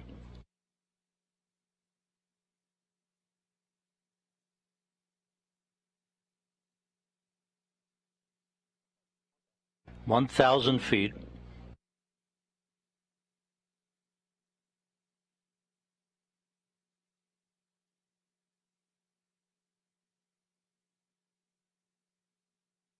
Good descent rate.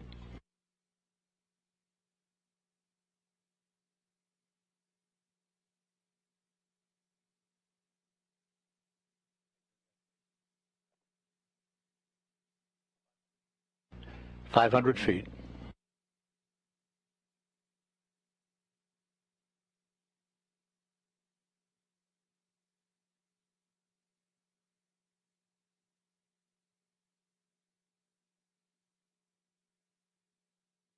Splashdown. From Tranquility Base to Taurus Littrow to the tranquil waters of the Pacific, the latest chapter of NASA's journey to the moon comes to a close. Orion, back on Earth. Unofficial splashdown time, 11:40 and 30 seconds a.m. Central Time.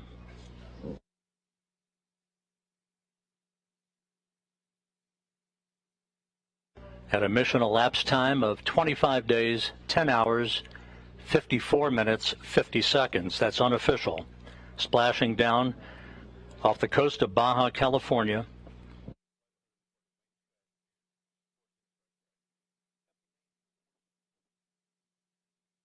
The crew module uprighting system now being inflated for the bags currently being inflated.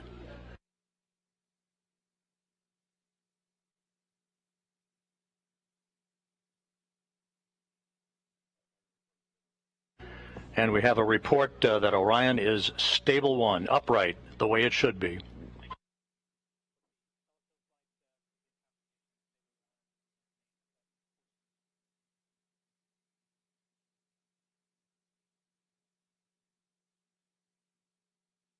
Once again, splashdown occurring at 11:40 a.m. Central Time, 9:40 a.m. Pacific Time, west of Baja, California, after a textbook entry for the Orion spacecraft, bringing its 25-and-a-half-day mission to an end.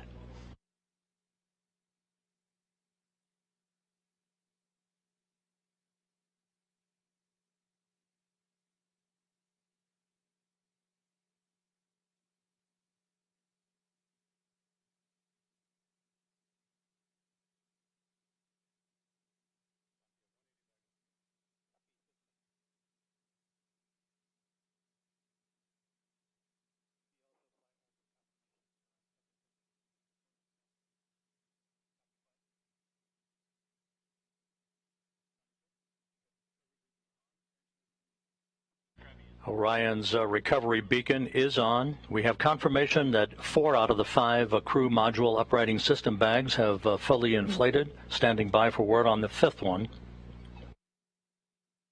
But Orion is in great shape, stable 1, just in the orientation that had been expected.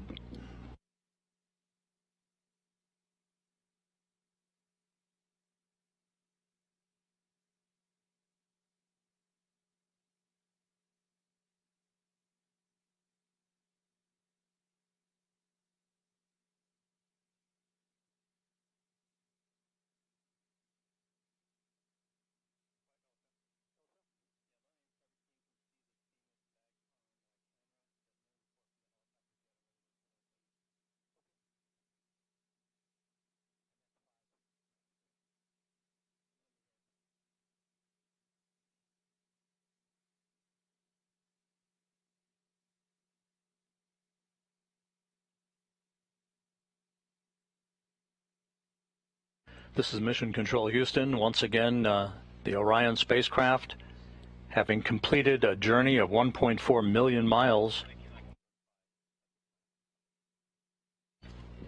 bobbing gently in the Pacific Ocean. 4 out of its 5 crew module uprighting system bags have been deployed. We're standing by for word on the 5th. However, irrespective of that, it is in stable 1 configuration, in good shape, according to the recovery team. And we are now receiving word that all 5 of the crew module uprighting system bags are fully inflated. So that's exactly what we had hoped for. Orion safely bobbing up and down in the Pacific Ocean.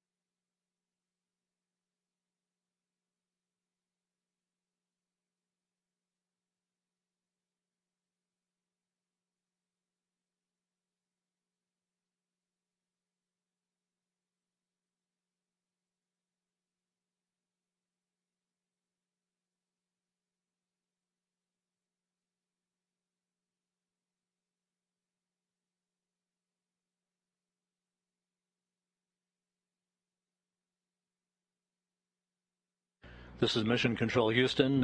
You're looking at the Orion spacecraft that splashed down about 6.5 minutes ago at 11:40 a.m. Central Time, 9:40 a.m. Pacific Time. We are estimating that it splashed down around 5 nautical miles away from the USS Portland. The recovery ship and Navy boats and divers will be approaching the vehicle before long. The spacecraft is in what is called a stable 1 configuration, upright, just the way we had expected it to be. 5 perfectly inflated crew module uprighting system bags, maintaining a nice gentle configuration for Orion. First of the Navy helicopters now approaching the vehicle.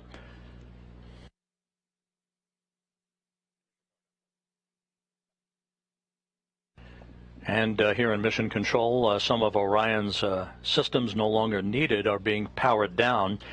Many of them will stay powered up for the next 2 hours while we conduct a series of test objectives to characterize the thermal conditioning of the spacecraft. That will be important for future data for crewed missions to determine how long the crews can remain comfortable inside a vehicle returning from the moon. We also will be conducting tests of the beacon and SARSAT system for maintaining tracking of the spacecraft, for recovery forces that will be approaching the spacecraft in the future. And coming up in the next hour and a half will be the reactivation of an ammonia boiler system that will provide cooling in the spacecraft, as it will when crews return from their missions on board Orion.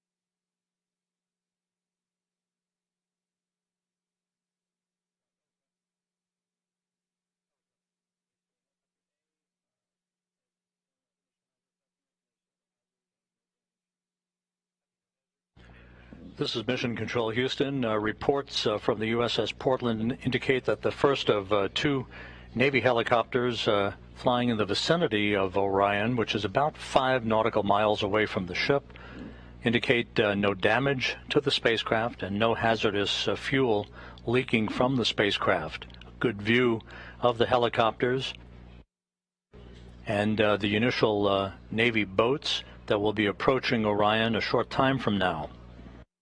Once again, the splashdown occurring at 11:40 a.m. Central Time, 9:40 a.m. Pacific Time.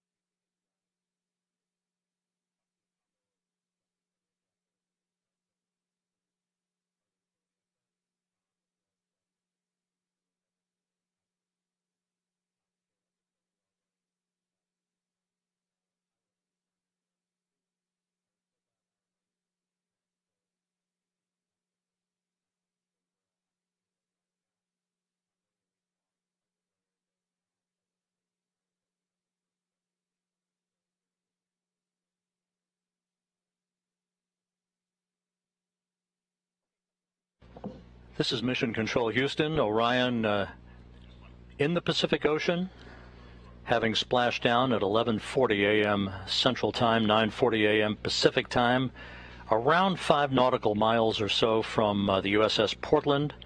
A textbook entry for the vehicle. On the USS Portland at this hour, my colleague Daryl Nell from the Kennedy Space Center, who's with the Exploration Ground Systems Recovery Team. Daryl, how did it look to you? It certainly looked textbook to us here. I'd say that's a great description, Rob.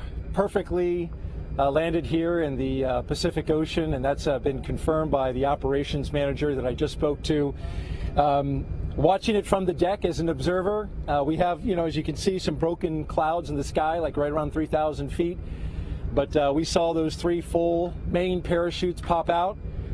It was a beautiful sight, probably just about several thousand feet in the sky, and then we watched that slow descent as the Orion crew module made its way down to the Pacific Ocean.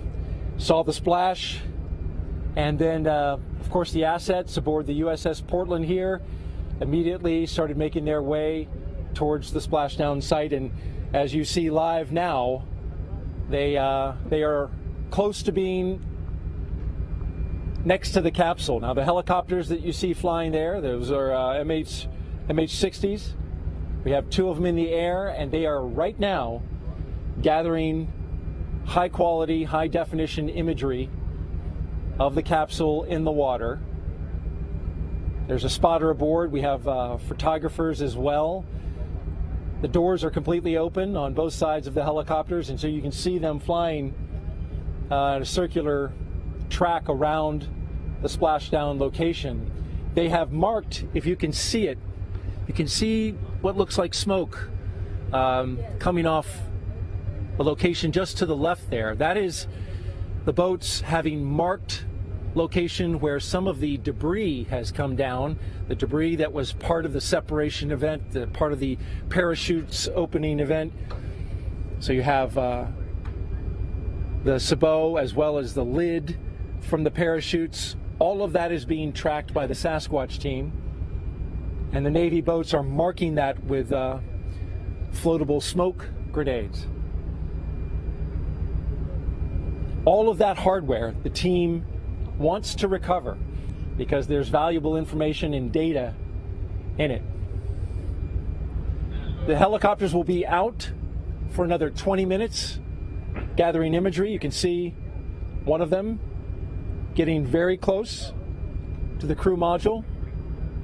There is an GSS camera, ultra high definition, 8K, which is gathering imagery. We are currently on course to go right by the splashdown location, so we are right about 3.5 miles and closing.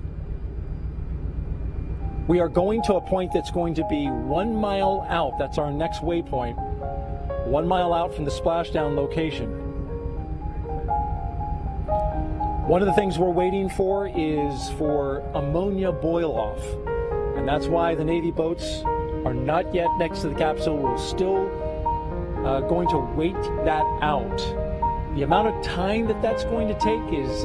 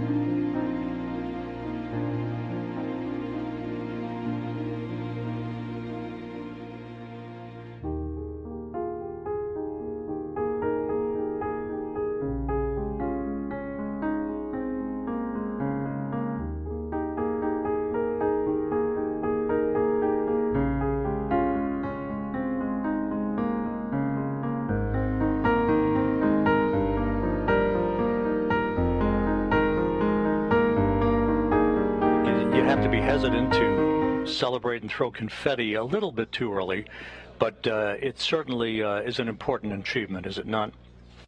It's historic because we are now going back into space, into deep space, with a new generation. Kennedy just stunned everybody with the Apollo generation and said that we were going to achieve what we thought was impossible, and did that in a short period of time. And many things have happened since, but we knew we were going back, but we knew we were going back to the moon just to continue to explore outward into the cosmos. And so that's why this is a defining day. It is one that marks new technology, a whole new breed of astronaut, a vision for the future that captures the DNA of particularly Americans, although we do this as an international venture. And that DNA is we are adventurers, we are explorers. We always have a frontier, and that frontier is now to continue exploring the heavens. We had to wait a while for Artemis to finally get to the point where the Space Launch System got us underway back on November 16th. But once it did, these engineers and the other members of the team's front room, back room, they've been pretty giddy over the amount of data that they've required and how this vehicle appears to have exceeded its expectations in its performance. The whole vehicle, the rocket, the European participation in the support module, the spacecraft itself, Orion, performing so well that they added a lot of tests. And lo and behold, we're going to be up to our ears in data, thankfully. And of course, today the two main things that had to happen was that that heat shield had to work, and it did beautifully, where they can skip off the atmosphere and bleed that speed down from 25,000 miles an hour. And then the parachutes had to work, and they did it as well. You know, the engineering, the design of this mission, all the work that will go into the next flight when a crew is on board, right, to orbit the moon. What does this say about NASA and the international partner cooperation and the partnership that ultimately takes us not only to the moon but beyond? Well, it says a lot about our country because we don't do it secretively. We do it openly, and we do it with our friends, and we invite all peoples of the earth. And we are doing it also with commercial partners, because when we go into orbit on Apollo 3, we are going to rendezvous and dock with in this case, SpaceX lander, and the crew will go down to the surface. And then we have another competition going on now for another lander, so that we will have two landers. And again, this is the program of going back to the moon to learn, to live, to invent, to create in order to explore beyond. 50 years ago today, Gene Cernan, Jack Schmitt landed their lunar module Challenger on Taurus Littrow, the final lunar landing. It only seems fitting half a century later to the day, Orion back home. And what a fitting opportunity that I had last night to sit with Jack Schmitt at the astronaut dinner and to talk to him about those experiences. 50 years, it's a long time, but look what we have done in the meantime. The space shuttle, we built the International Space Station, we brought in commercial partners. We now go to and from regularly the International Space Station with cargo and crew. and here we go.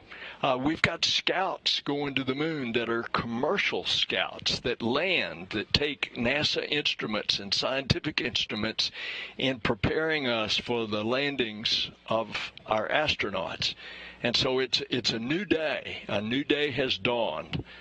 An Artemis generation is taking us there.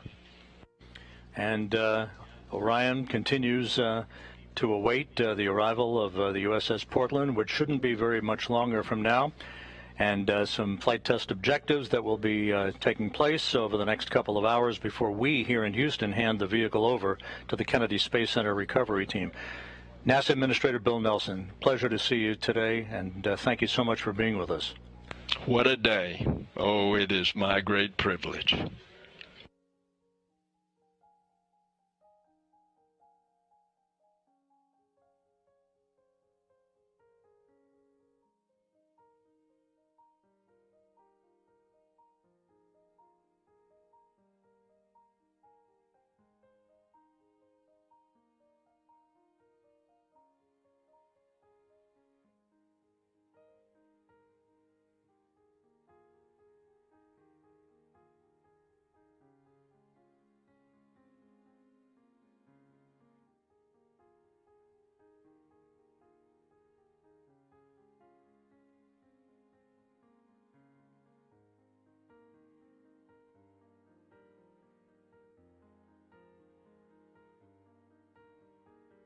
This is Mission Control Houston, 26 minutes after the return of Orion from its circumnavigation of the moon and a splashdown in the Pacific, a bullseye splashdown, just about 5 nautical miles away from the USS Portland, as had been planned. The Portland about to arrive near the spacecraft, as you heard from Daryl Nail, who at this moment is standing by on the Portland with the woman in charge of the recovery operations, Melissa Jones. Daryl? Thank you, Rob. That's right. Melissa Jones, the recovery director, just came from outside the ship's control center where she was monitoring and, of course, managing her team in the midst of this recovery. So, Melissa, thank you for being here. Thank you for having me. This is an exciting day. What a day it is, right? We just had splashdown, and I want to ask you, first of all, operationally, where do we stand and what do we have to go? So we had a picture-perfect splashdown, and at this time we're gathering data. With the CM powered up, we'll get some flight test objective data on thermal conditioning, and we're doing some signal data with the tri-band beacons, making sure that we can see the beacons on the capsules and on the astronaut suits to prepare for Artemis 2. And once that is complete, the vehicle will be powered down by the Mission Control Center, and they'll hand that over officially to us here locally in the Pacific. And then we will approach the capsule and attach some lines to it and pull it into the back of the well deck. And that's a delicate mission, right? Because you will be attaching lines, and through the use of Navy boats and then also a winch inside the well deck and Navy sailors on the lines attached to it as well. It seems like a very delicate operation, especially getting in the well deck where waves will be sloshing around. And we've got already 4 to 5 foot seas out here in the Pacific. Correct. So it is a delicate balance to try to control the capsule in the well deck with all the water that we have in there, and to softly land it on the cradle so that we can capture as much data from the heat shield as possible. Now, as the capsule was coming down, just briefly tell me your reaction that moment that it splashed down. So when they called capture from the helicopters, it was the most amazing feeling. It's just been a long time coming. We've been working this mission for a while, and we've done a ton of training. And every time you do training with a mock-up capsule, you don't have any of that. You don't have parachutes. You don't, hear it coming back to the atmosphere, the sonic booms and all of that kind of stuff. And today that actually happened. It's just amazing. And your team, it's worth noting, has been out here a long time. From the moment of launch, you were on console, ready to support if something off-nominal happened, unusual. You were going to be able to recover that capsule wherever it was needed to recover. So you were working that and then stayed through Thanksgiving all the way to now. So it's been a long road. It has been, yeah. Several of us supported launch, and then we deployed out here about 23 days before, and we're out here for Thanksgiving as a team. So we have been waiting for this and preparing for it for a while. And it looks like you're doing a great job so far. Good luck the rest of the way, Melissa Jones, and thank you for joining us. Thank you very much. Thanks for having me. All right, Rob?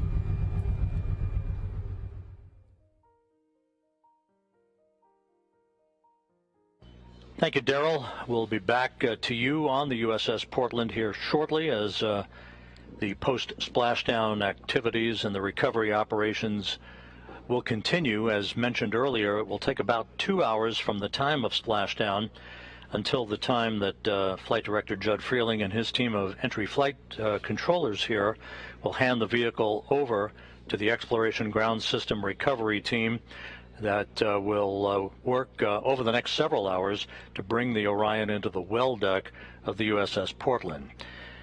With me, a familiar face, Bob Cabana, NASA's Associate Administrator. Bob, it's great to see you here. And with Orion back on Earth, another milestone accomplished on the road back to putting Americans on the surface of the moon. In terms of the criticality of what we've seen over the past 4 weeks, your thoughts on how this mission evolved and now the stepping stone that would put a crew on board a couple of years from now? Oh, Rob, it's been absolutely critical to get this mission off safely. This test flight is what we need in order to prove this vehicle so that we can fly with a crew, and that's the next step, and I can't wait. You know, the launch, first off, yeah, I was on the roof of the Launch Control Center. I went up there with the administrator and deputy administrator when we came out of the T-minus 10-minute hold, and it was phenomenal. It was absolutely amazing. The rocket performed flawlessly, and I haven't been that happy in a long time after we came down off the roof. And then to see the mission go as well as it did, the shots that we got from the vehicle, that one from 40,000 miles away where you saw the moon with the Earth in the background. And then this morning, I mean, we've learned how to operate this vehicle. A few minor glitches along the way, but it is performed flawlessly, and we're learning how to work with it, operate it, and that's what this JSC team does. It is so great to be back here in mission control, to be with the ops team. I'm so proud of these guys. Amazing. But if you were watching this morning, I loved the video. I don't know if it was on NASA TV or not, but the moon just kept, I mean, the Earth just kept getting bigger and bigger. It was really hauling as it came in. And the preciseness with which they were able to bring it down and seeing the chutes come out, and it's just, I'm so proud of this team, the Orion team, the entire SLS, Artemis team, the folks here at JSC. It's just been amazing. Now, I wish Gene Cernan were still alive. You know, here we are on the 50th anniversary, and Gene was such a proponent of getting us back to the moon. I wish he were alive to have seen this mission. It would have meant a lot to him. I don't want to date you, but I think 24 years ago, at this moment in time, you were building a space station, I believe, with your crew on STS-88. We had so many dramatic, jaw-dropping images during the course of this flight. What for you was the most impactful moment? Oh, I'm not sure I can pick one. Obviously, the launch. The team has worked so hard to get to the point where we successfully launched this rocket. I think the successful burns along the way to actually get that go for the TLI burn and do it and be on our way to the moon again. Absolutely awesome. I think the pictures that we saw. But the splashdown, how can you not? I mean, this was really emotional, going around and congratulating folks for what we did. So it's hard to pick just one. I think what has meant the most to me, more than just watching the mission, more than the mission highlights, is being with the teams at the Kennedy Space Center, at the Marshall Space Flight Center, here at the Johnson Space Center, and just being able to go up and talk to them and thank them for all their hard work that got us to where we are. I think it means a lot to me. And Bob, final question. The next step, Artemis 2, putting a crew on a vehicle to orbit the moon. It's going to be a complicated mission. It's a long road. It seems like a long time from now, but based on what we've just witnessed and based on what we believe will be the ultimate data flow out of this mission, Doesn't seem that far away, does it? It is not that far away. It's going to mean a lot when we get the crew assigned. And we see them in training. We get that human face to this. I've seen the flight hardware at KSC. The Orion 2 spacecraft for Artemis 2 is there. It's in build. We got to get Artemis 1 back and transfer some of the black boxes across to make sure that they get checked out and everything works. The rockets being built, we are on the way. And I think when you put a human face to that, when you actually see that, hey, we're sending humans to the moon again, and we're going to get this one-year cadence eventually where we're doing this on an annual basis, this is our future, and it's different from how we went during Apollo. We're going in a sustainable way. We're paving the way to go onto Mars, not just the moon and Mars, but to establish a presence in our solar system beyond our home planet, to explore, to have those technologies in space, to continue to learn and improve things here on planet Earth. Bob Cabana, NASA's Associate Administrator. Thanks so much for being with us, Bob. Rob, it is always a pleasure to share a mic with the voice of NASA. I think a lot of you, buddy, you know that. We've worked together a long time. You keep doing a great job. Thank you very much, Bob. Bob Cabana, NASA's Associate Administrator, with us here in Mission Control.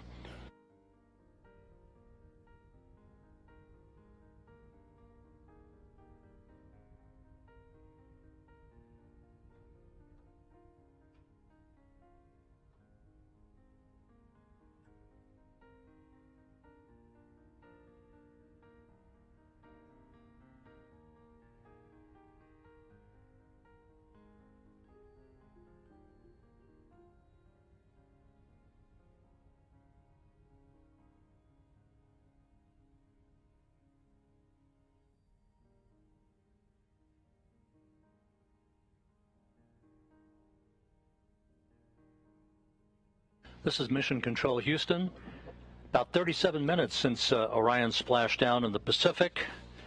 On the deck of the USS Portland, as he has been throughout the course of the morning, Darrell Nail, my colleague from the Kennedy Space Center. Darrell, how are things going out there? It looks like you're about to approach the vehicle. Yeah, we're very close to that moment, Rob, here on the USS Portland. We're just about 100 miles off the coast of Baja, Mexico. The operation, as you've heard and been commentating, it is going pretty smoothly at this point. But we are in a pre-planned waiting period as we wait for the ammonia that is inside the capsule. It is used for cooling. This is boiling off at this moment into the atmosphere, and until that's complete, the boats will be on hold. Now, the Navy divers right now at this moment are outside of the 120-yard radius around the capsule. That was part of the plan. They will close within just a few feet to start detecting if there are any hazardous gases coming from the capsule. But that will only happen once our recovery director, Melissa Jones, has given them the go to close in. The ship, meanwhile, the USS Portland, is on its way to close within 2,000 yards of the capsule. As you can see it floating there. The bags fully inflated that are used to upright it. Bright orange in color at the top of the capsule. The ship will then come alongside the capsule, and once the Navy divers have gone in and made sure that the capsule is safe to approach, they will begin taking imagery, photographs, both on the top side of the water, and then also they have Navy divers prepared to go underneath the capsule and take pictures of the heat shield, the all-important component of this capsule, which is the primary objective in terms of the test and this flight test, is to make sure that that heat shield works and works well. So fresh from space, they want to make sure that they have images of it preserved as it is now before the operation begins, where they pull it into the well deck of the USS Portland. That will involve the attachment of ropes as well as a winch line that then connects to the USS Portland. The well deck of the USS Portland will be flooded to about 6 feet, and those Navy boats will attach their lines and then pull alongside the Navy vessel, connect to a winch line, and then carefully tow it into the well deck. Again, we are currently awaiting the completion of ammonia boil-off from the capsule. They've allowed for up to 2 hours, but it could take a shorter period of time.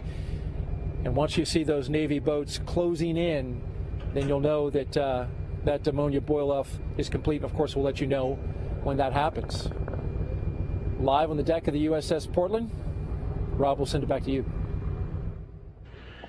Thank you, Daryl. Daryl Nail on the USS Portland out in the Pacific, west of Baja, California. Back here in Mission Control as the flight controllers watch over the initial phase of the recovery operations. We're joined by the director of the Johnson Space Center, Vanessa Weich. Vanessa, great Sunday to have you here with us on Console. Fabulous Sunday. What a great day.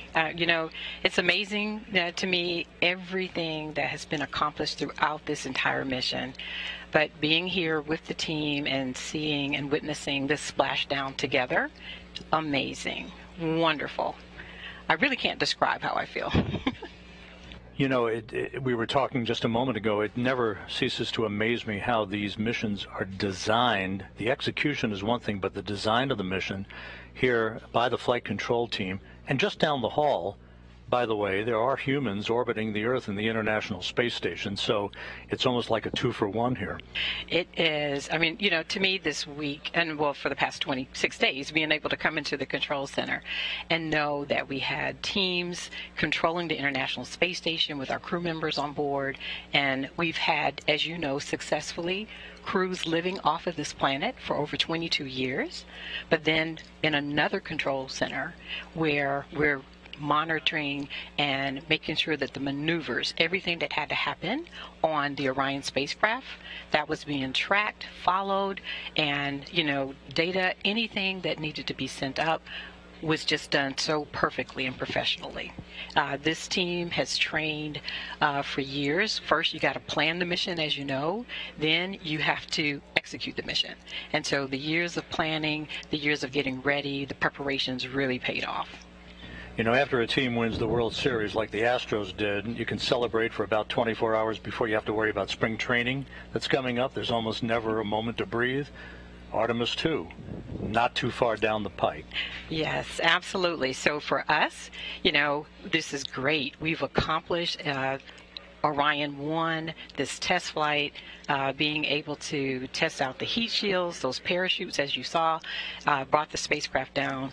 But now we have to get it ready for our crews to be on board. So all of the systems that we need to integrate for our environmental controls, those are things that will be new as we go forward for Artemis 2. And then it's the outfitting of the cabin.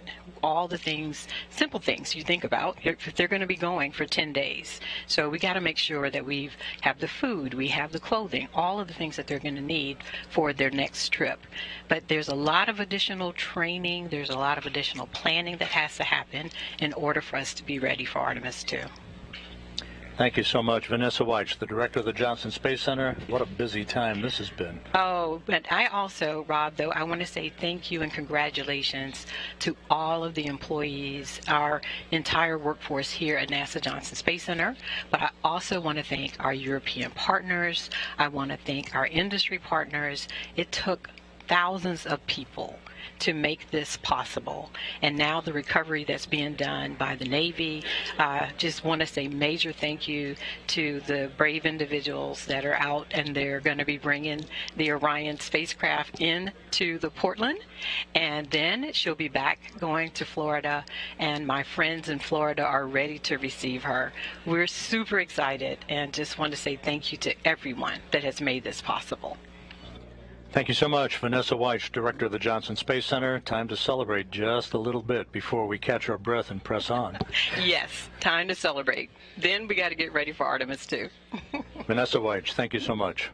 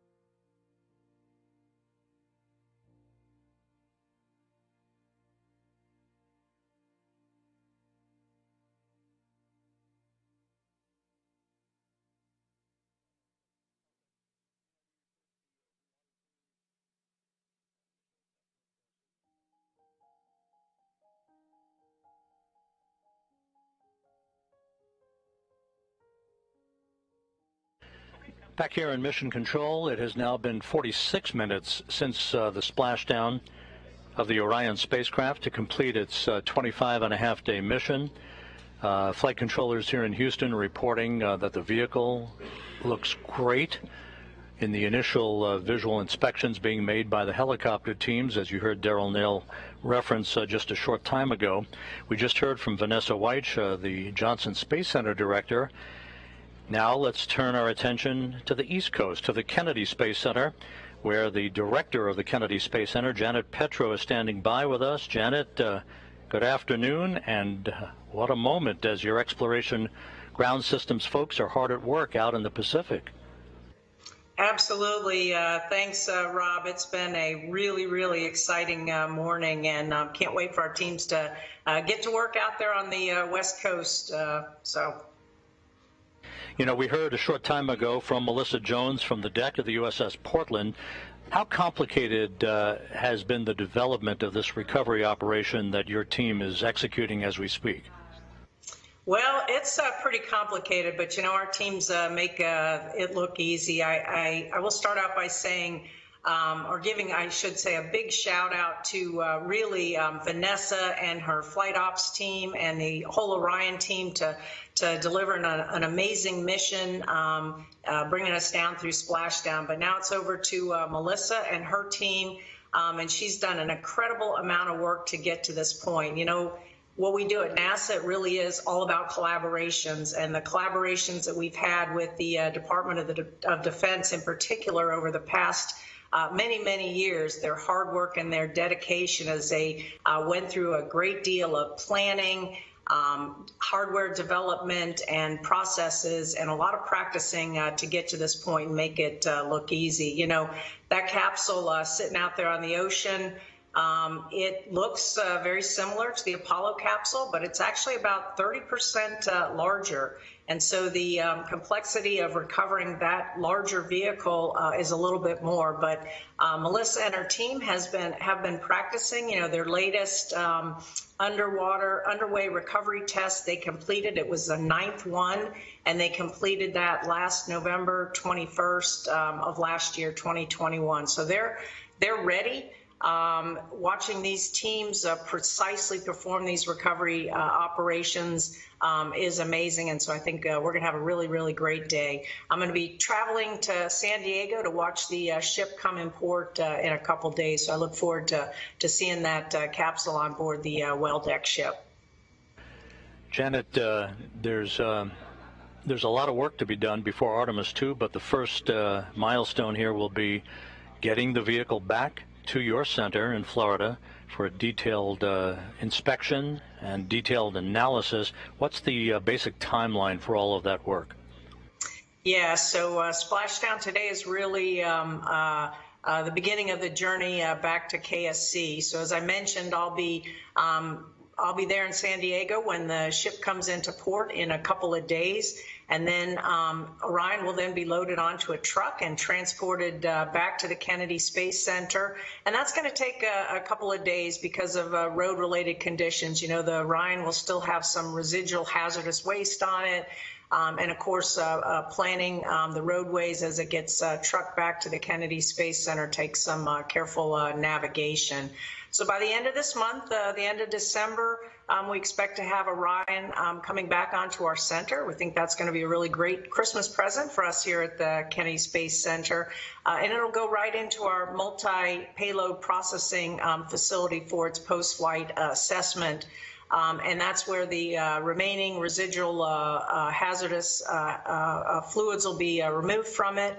And then just after the new year, the teams will be opening up the hatch of the Orion, and then once that's complete, I think Rob, you called it the moment of truth. They'll remove that heat shield and begin a really detailed inspection and assessment of how that heat shield performed during its reentry and recovery operation. So we're really looking forward. I know the whole team's really looking forward to see how that assessment comes out. And then after that, it's Orion's journey is not done. It'll be making its way up to the Glenn Research Center, where it will be doing some acoustic and further environmental testing up at that center. So journey isn't over. It's just kind of making its way here on the terrestrial path back. So thanks. Janet Petro, the director of the Kennedy Space Center, joining us here today. Congratulations, Janet, and thanks so much for being with us. Thank you, Rob. It's a great capstone to our 60th diamond anniversary to have Splashdown, successful Splashdown. So take care. Thanks, Rob. Thank you again, Janet Petro, the director of the Kennedy Space Center, joining us today. Orion safely upright in stable 1 as the Navy and Exploration Ground Systems team continue to approach the vehicle in the first of a multi-hour choreography that will bring the vehicle into the well deck of the USS Portland. On the deck of the USS Portland right now is Darrell Nail, who has NASA astronaut Shannon Walker with him once again, post-splashdown this time. Darrell, how are things going out there? Rob, we've got a front row seat to this operation. As you can see behind me, Shannon Walker, as you mentioned, NASA astronaut, joining me with this incredible view as we watch that capsule floating in the Pacific Ocean just 100 miles off of Baja, Mexico. We have an MH-60 Nighthawk helicopter encircling it, and the Navy boats in the water. First of all, Shannon, how about this view? It is an amazing view and so exciting to see the Orion capsule back on Earth. That is a human-rated capsule that went around the moon and returned and is now in the Pacific Ocean. As an astronaut, what kind of thoughts do you have seeing a moment like this? Well, it's actually really emotional to see something like this, knowing that the next time we're going to have people on that capsule or the second Orion capsule. It's pretty amazing that we're going to be able to go back to the moon soon. Incredible indeed. And as we look at, let's paint the picture for the audience as we look out at this operation. Currently in a moment where we are pausing for ammonia boil-off. That's the cooling that the Orion crew module uses to keep the astronauts cool inside the cabin as they wait to be taken out of the capsule. There's none in this one, but this would be a period in which that would happen. You can see the Navy boats. They are roughly outside of 120 yards from the capsule. They have equipment that will sniff out any hazardous gases near the Orion, and so they are holding in position until that ammonia boil-off happens. And then also in your view, you can see the MH-60 circling back around. It is leaning so the photographers inside and a high-resolution camera mounted on the side can get imagery of the capsule fresh from space. And my question to you, Shannon, is as we watch this continue to wait and for the Navy divers to get closer, thoughts of Artemis 2 now come to mind. You've heard folks have been talking about it. Rob has been discussing it with many of the leadership around NASA. People want to know, Well, who are the astronauts going to be for astronaut 2? Yeah, so, any idea? That is the question. No, I have no idea. Once we get this capsule back, we'll look it over and we'll be able to determine when Artemis 2 will actually be able to launch. And once we know that launch date, we'll figure out the right time to name the crew based on the training flow. So there's actually a period of training in which you have to do a set amount of time to get ready for that, but really predicated on Artemis 2 and that launch date? Absolutely. We don't want to have the crew just spinning their wheels if Artemis 2 is going to be a long way out, but I don't think it will be. So I would say sometime in the next 6 months, maybe. Is it just a guess? Don't hold me to it. We might be naming the crew. All right, very good. Shannon Walker, NASA astronaut, thanks for joining us today. One quick update and note, the recovery team was looking at the possibility of recovering the parachutes as well as the forward bay cover, but that is not going to happen this time. They did mark their locations, but they did slip below the surface of the ocean, and so no recovery of the parachutes or the forward bay cover. That's it from right here on the USS Portland. Rob, we'll send it back to you. Daryl Nail on the deck of the USS Portland with NASA astronaut Shannon Walker. It's been almost an hour since Orion Splashdown. Everything with the entry and splashdown went by the book. If you weren't with us for the final minutes of Orion's descent toward the Pacific Ocean, we have a replay after the deployment of the 3 main chutes, which were pulled out in sequential fashion after pilot parachutes and drogue chutes were deployed. The main chutes came out. They reefed in perfect fashion. Slowly descending towards the splashdown that was marked at 11:40 a.m. Central Time, 9:40 a.m. Pacific Time, at a point about 5 nautical miles or so from the USS Portland, west of Baja California. Orion entered the Earth's atmosphere traveling 25 times the speed of sound. It decelerated to a splashdown velocity of just under 100 miles an hour. It was a very gentle splashdown for Orion. All of its entry milestones were performed in perfect fashion. 2 blackout periods in which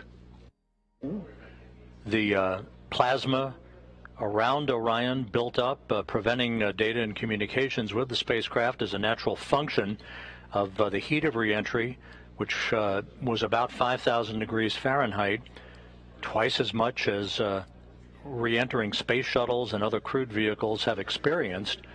But although some analysis must be performed now, and there's the splashdown itself as it occurred, analysis, as you'll hear in a moment from our next guest, must be conducted to make sure that everything went as had been prescribed. On the heat shield particularly, and there's a live view of Orion as the Navy boats with the Navy divers and other recovery personnel begin to approach the spacecraft.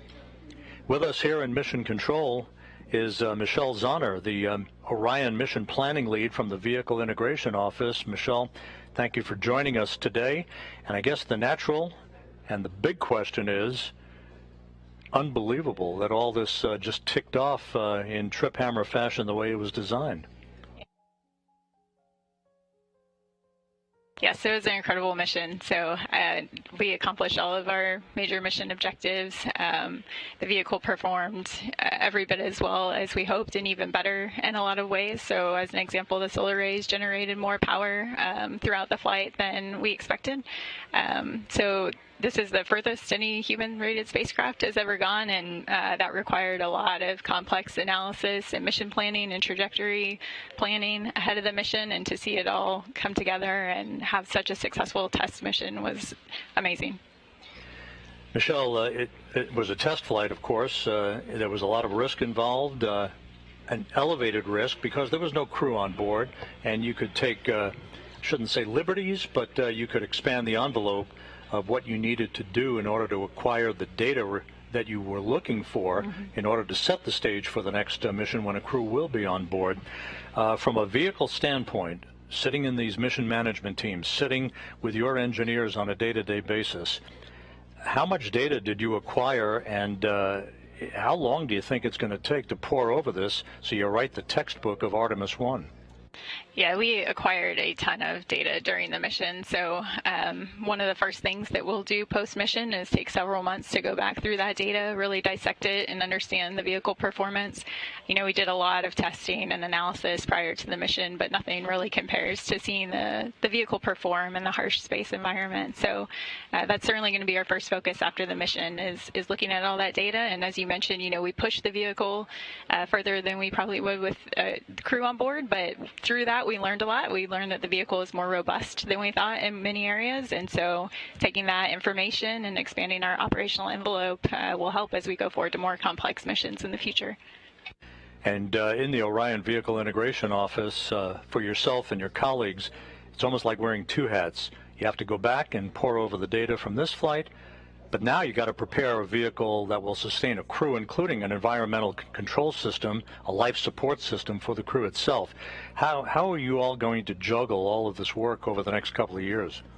Yeah, there is a lot of work that goes on in parallel. So as I mentioned, I think the post-flight review is going to be the top priority for the first few months. But at the same time, the crew module and the European service module for Artemis 2 is already at Kennedy Space Center. It's already being put through the paces in testing.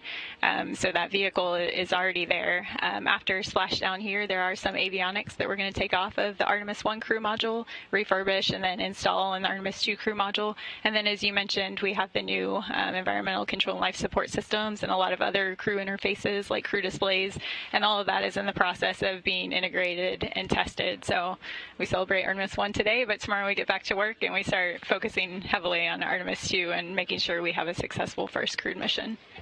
You're going to have to delay those vacation plans just a little bit. Michelle Zahner from the Orion Vehicle Integration Office, thank you so much for joining us today. Thank you for having me. Appreciate it.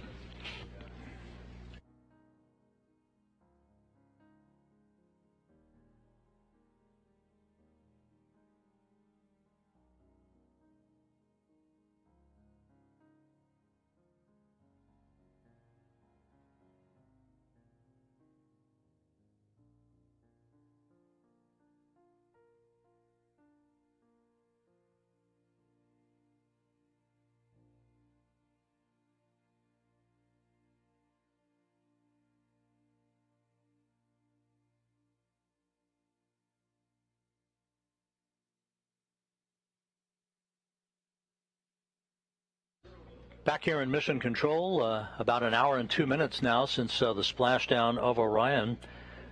Just about 5 nautical miles away from the USS Portland, which is approaching the vehicle, as well as Navy recovery teams.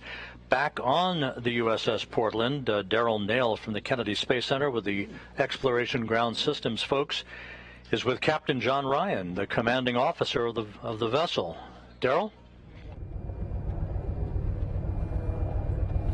Thanks, Rob, and Captain John Ryan here. Thanks for making the time to come and join us from off the bridge. Absolutely. Appreciate you being here. So far, this has been pretty amazing in terms of the completion of the mission. From your vantage point, how did you see it, and what are you seeing now? Right now we have the orbital is in the water. Right now we're kind of in that 2 to 3 hour window where NASA and the Navy's EOD teams are conducting some tests.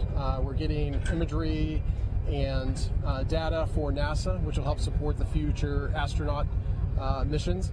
And from perspective, honestly, I think this is one of the coolest things I've ever gotten to do. I've been in the Navy 23 years. I've done a lot of missions and I've been all over the world, but to be part of this NASA mission today is probably one of the coolest things I've ever been part of. That's impressive, and that says a lot. As we look just behind us, Captain Ryan, and we see the operation currently in a moment of pause where they're waiting for the capsule to vent off the rest of its ammonia using its cooling system. We can see the Navy boats in the water. Currently, you've got the ship on a course heading going around this operation. What has been your instruction to your team commanding the ship? So I just basically wanted to keep the ship within visual distance of the orbital and our teams in case they need anything. It also is providing, let's be honest, a lot of people are out here and they're super excited about this. Let's provide visual opportunities for people to get photos and, you know, get their digital part of being the history of this event. So, a lot of time and effort and training and years of work went into this. So I want everybody to kind of get their moment, and we're out here getting ready to, we'll be landing the helicopter soon, and, just being a part of it. Certainly watching the sailors as it splashed down, they seem to really enjoy the completion of the splashdown part of the mission. You can see they're all smiles, cameras, and so does it bring to this operation? So the USS Portland is one of the newest of the San Antonio class LPDs. So an LPD? Landing platform docking ship. So this type of ship, normally known as an amphibious ship, in most of our missions we'd be working with the Marine Corps to embark their equipment and deliver them to foreign shores. But the capabilities of our ship can also be used, obviously, for missions like this. We have an enormous flight deck with an aviation department that we can land multiple various types of aircraft. We can put, obviously, a number of small boats in the water. And then probably the special feature, which NASA really likes, is we have a well deck, which we can later flood, and we will bring the orbital into the well deck to transport it back to San Diego. Those are some great assets that you bring to the operation, and I also know on the next one, in Artemis 2, it'll be a critical component. The medical facilities that you have on board here, you could take care of somebody with any number of injuries, and in fact, I believe even have surgery if you need it. Yes, we have a tremendous medical capability on board.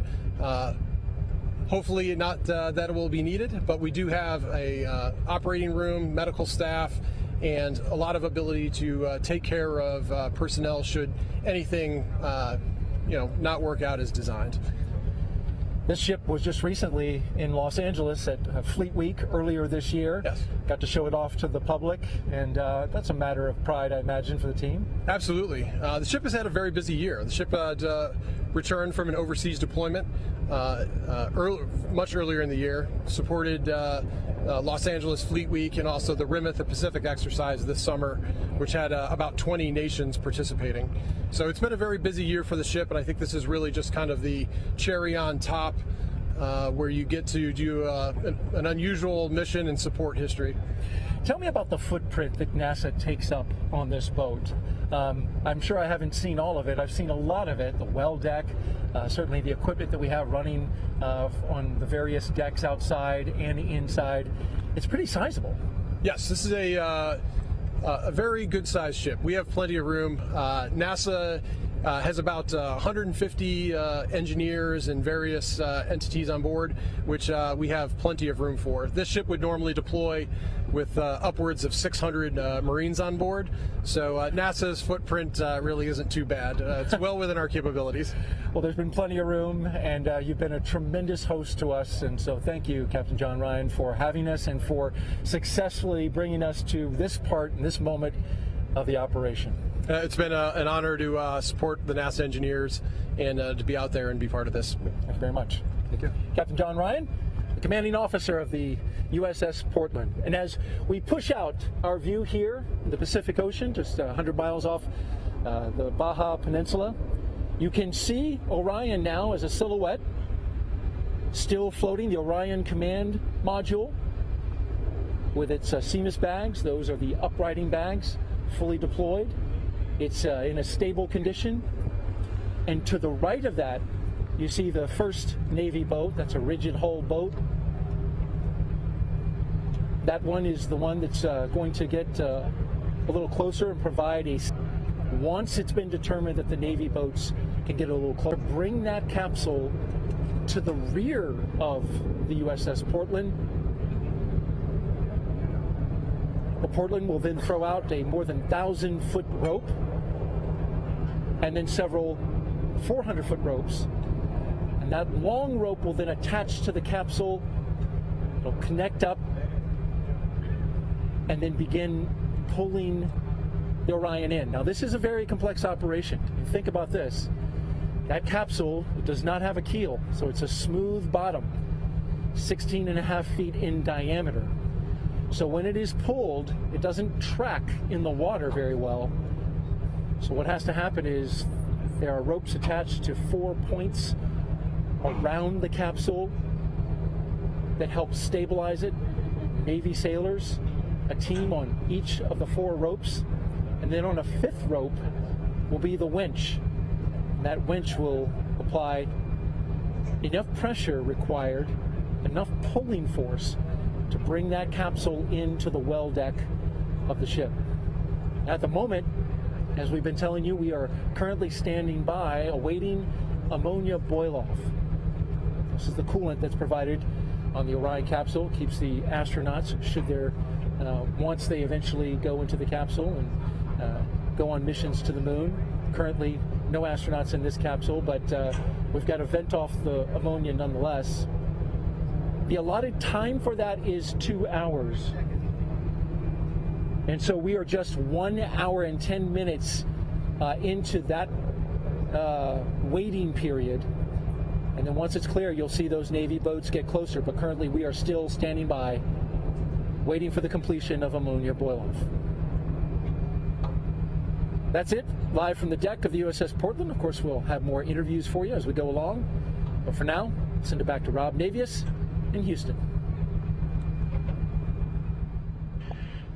Thank you, Daryl. Looks like a beautiful day out there west of Baja, California. A lot of smiles here in Mission Control in Houston. We're about an hour and 11 minutes since the splashdown of Orion to wrap up its 25-and-a-half-day mission. Integral into the flight of Orion was the performance of the European service module that functioned perfectly to take Orion out of Earth orbit on its way to the moon, and did everything it was asked to do throughout the course of the flight. And joining us is Philippe Delou, who's the Orion European Service Module Program Manager from the European Space Agency. Philippe, congratulations. Thank you for joining us today. Thank you, and good afternoon.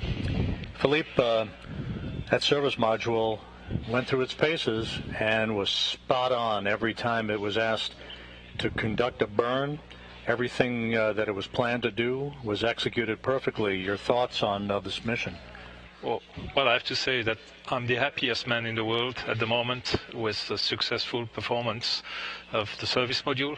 She did what she was supposed to do, and even better. So it's a wonderful mission. I couldn't have dreamt more. Now, the service module for the next flight, in which a crew will be on board, is at the Kennedy Space Center undergoing testing, and it's going to be a while for all of that hardware to come together, but you all are off and running on preparations for the next mission in a couple of years. That's correct, yes. Well, we have already assembled the service module back in Europe and delivered it. Now it's being integrated with the crew module in Kennedy, and that's, if I don't mistake, should happen in the next summer.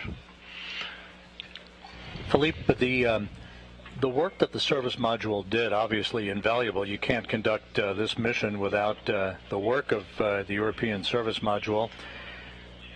What kind of process was involved in getting to the point where the design of this mission, the requirements that the service module was asked to perform, and then ultimately conducted over the last 4 weeks? How did this evolution of this mission unfold for you and your team? Well, this is a story that started quite a long time ago, in 2011, when there was a decision that the crew module would be built by Europe.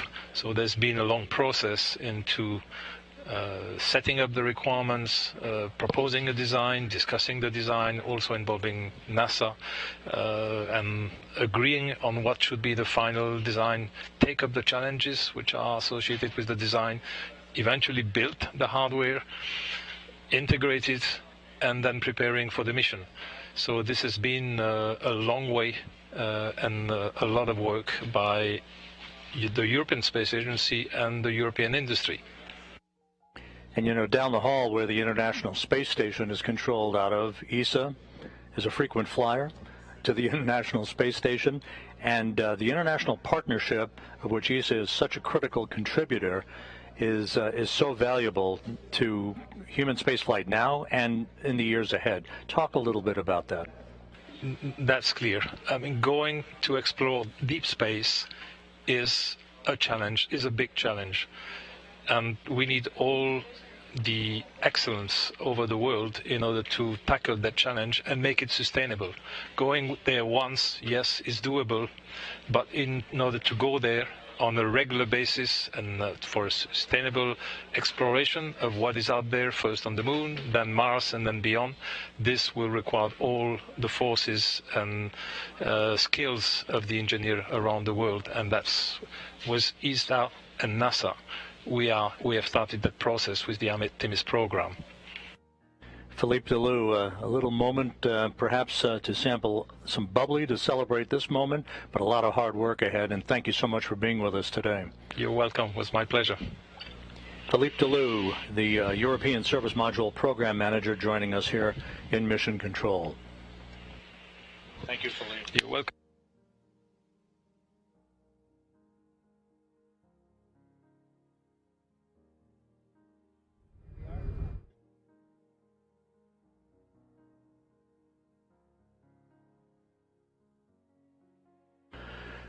This is Mission Control Houston, and all of the action now is focused on the USS Portland, west of Baja, California. My colleague Daryl Nail is there. Daryl? Rob, thank you. Yep, we're here on the deck of the USS Portland, just 100 miles off the coast of Baja, Mexico, and I'm joined by Valerie Vinchulo. She is the General Dynamics Applied Physical Sciences Senior Engineer. Thanks for being here. Yes, of course. Great. So Valerie has some fresh information and analysis that she's been doing as it pertains to this operation, bringing the Orion command module into the well deck of the USS Portland. And so she has been looking at the wave heights with a system that you use, and tell me, you've just now analyzed the sea heights. What kind of sea heights are we dealing with, and what does that mean for the recovery of the Orion capsule out there in the ocean right now? Yes, so we have 2 wave monitoring systems, 2 radars on board the ship. So we're monitoring the waves, measuring the Doppler velocity of the waves in the vicinity of the ship. So from that, we're able to get the significant wave height and where the direction of the waves are coming from along with the period. So right now we're seeing about 4 to 5 feet of waves at about 13 seconds from north-northwest.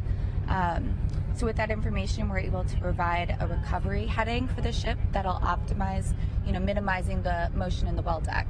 So we're really trying to minimize that sloshing and bore wave in the well deck. And that's a key point right there, Valerie. Of course, as I don't know if you could tell at home, but we're on the ship deck leaning back and forth to those 4 to 5 foot waves that we're dealing with out there in the ocean right now. So imagine Orion bobbing out there in the ocean, coming into a well deck where those waves come into the well deck. So what has been your recommendation to the team about how to deal with these waves as they bring that capsule close? Right, so right now we're recommending a recovery course of 320 to kind of mitigate that motion. So we're kind of looking at the roll of the ship to minimize that sloshing wave, and the course of 320 is looking like the best for that recovery. That will give us a little bit of a bore wave that we're going to experience, but it's something that we think we can deal with, and we're looking forward to the recovery. This is important because, of course, inside the well deck, I've heard it explained that once those waves come in, and then the ship, as it's moving about, creates a big wave pool inside. Yes, yeah. That's not good for a spacecraft that you're trying to stabilize. No, you don't. You really want to minimize those motions to the best of our ability, and in doing so, we're just looking at everything out there, all the waves, what we're dealing with, and we have hydrodynamic ship models of the ship and of the well deck. So we're running through all of our models live, taking the live radar data, and just trying to provide the best information available here. And so when they have that information, what is your role after you've given it? Do you continue to monitor? Are you active? Yes, we're constantly monitoring and running the system. We're always recording data to analyze later, so constantly doing that. And we'll provide little tweaks and updates, as we get closer. But once they've started flooding, we're really on that course. So we'll just keep monitoring what's going on. Those 2 radars on the ship, where are they located, and what frequency are they using? So they're located on the 05, and it's an X-band radar, and over here on the 04, so we have 2, and that gives us, putting them both together, gives us a full 360 degrees, which is what you want. You want to be able to see all the waves around the ship, and they're actually an X-band radar that's been vertically polarized, so we can see the Doppler velocity as it's coming in to calculate that wave height and the swells and the wind waves in the direction they're coming in. That's high-tech stuff. I mean, it's, you know, you've got Doppler radar. Many people may be familiar with how that helps with weather, telling our audience and weather people where the weather is, where the storm clouds are, but it literally can map out in 3 dimensions the waves around the ship. Yes, yeah, so we're looking, a lot of X-band radars, you know, they're looking for targets, right? You know, another ship, avoidance, but we've polarized our radars to try to look at the waves, and just what other people might consider noise is what we want to capture. That's interesting. It's just the opposite of what it's typically used for. Yep. Well, Valerie, last question I want to ask you. You've been on the ship since we departed San Diego on Wednesday. Yes. It's been a long journey to get to this point, this weather alternate spot where the seas are much lower. They're now 12 feet or so off of San Diego, so it's certainly something you probably appreciate. Yes, yes. But let me ask you about that operation and looking out there and seeing that space capsule in the water. What was like that for you watching? Oh my gosh, it was amazing. It's something I will probably remember the rest of my life. Hearing that sonic boom and then seeing the chutes, oh my gosh, it was incredible. Valerie Chulo, thank you so much for joining us. Yeah, thank you for having me here. All right, Rob, we'll send it back to you. Thanks, Daryl. The work continues out in the Pacific, where you have the Orion spacecraft with all 5 of its uprighting system bags fully inflated, following its splashdown 1 hour, 21 minutes ago at 11:40 a.m. Central Time, 9:40 a.m. Pacific Time, to wrap up a mission of 1.4 million miles that spanned 25 and a half days, a mission that saw the vehicle launch from the Kennedy Space Center atop the Space Launch System, the maiden flight of the world's most powerful rocket. An hour and a half after launch, Orion was sent out of Earth orbit in its translunar injection to begin a voyage out to what is called a distant retrograde orbit, a highly elliptical racetrack-shaped orbit that enabled Orion to be put through its paces for almost a month, gathering all the data that it needed and that the Orion program and mission managers had hoped for, and more. All of the engineering data that will set the tone and answer a lot of the questions that will pave the way for the Artemis 2 mission, in which a crew will be placed on board the vehicle in a couple of years for a orbital mission around the moon, again in a highly elliptical orbit, a mission that would be about 10 days in length or so.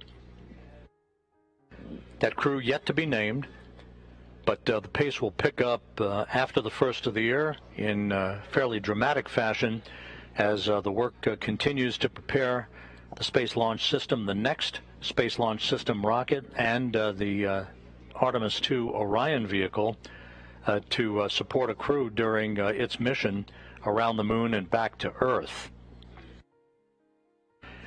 In the meantime, a number of test objectives are still underway for the vehicle, most notably characterizing the thermal environment of the Orion spacecraft itself. Orion endured temperatures of up to 5,000 degrees Fahrenheit during its high-speed entry out of lunar orbit and back into the Earth's atmosphere, where it slammed into the atmosphere at 25 times the speed of sound, and then underwent a skip entry maneuver, basically skipping into the atmosphere, then dipping back out of the atmosphere again, and then back into the atmosphere to bleed off excess energy. An important maneuver that was designed and executed to perfection to bleed off excess inertia and to gain data on how we can better bring in multiple splashdown sites if required in the Pacific for future crewed missions. All of the chutes were deployed in good shape. The 3 main chutes deployed as planned. They reefed to their full extent, and Orion gently splashed down. After entering the Earth's atmosphere at 25 times the speed of sound, it splashed down at a meager velocity of just 19 miles an hour. Very gentle splashdown velocity had a crew been on board. And here's a replay of the final seconds for Orion as it descended below a deck of clouds at about 1,700 feet of scattered clouds. That was the final deck. The Spaceflight Meteorology Group had forecast very benign conditions for Orion. It did play out exactly that way as Orion touched down at 11:40 a.m. Central Time, 9:40 a.m. Pacific Time.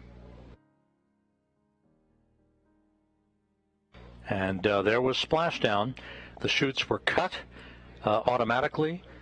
The 5 crew module uprighting system inflatable bags inflated with helium gas as planned.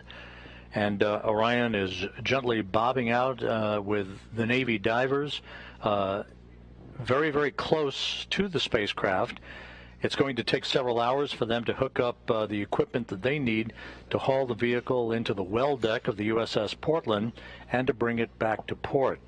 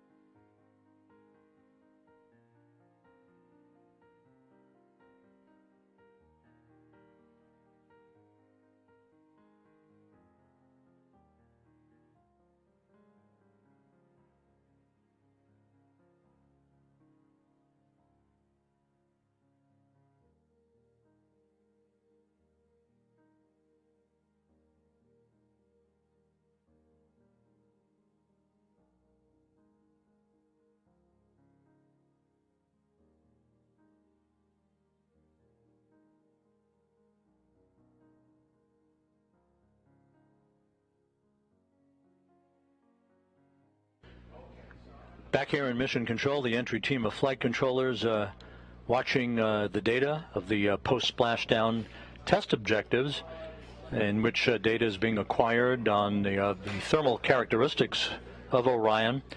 There'll be a restart of the ammonia boiler system to gain data on long range and extra cooling for the vehicle that will be in the offing when a crew gets on board. We'll be talking more about the crew aspect of what lies ahead a couple of years from now, a short time from now.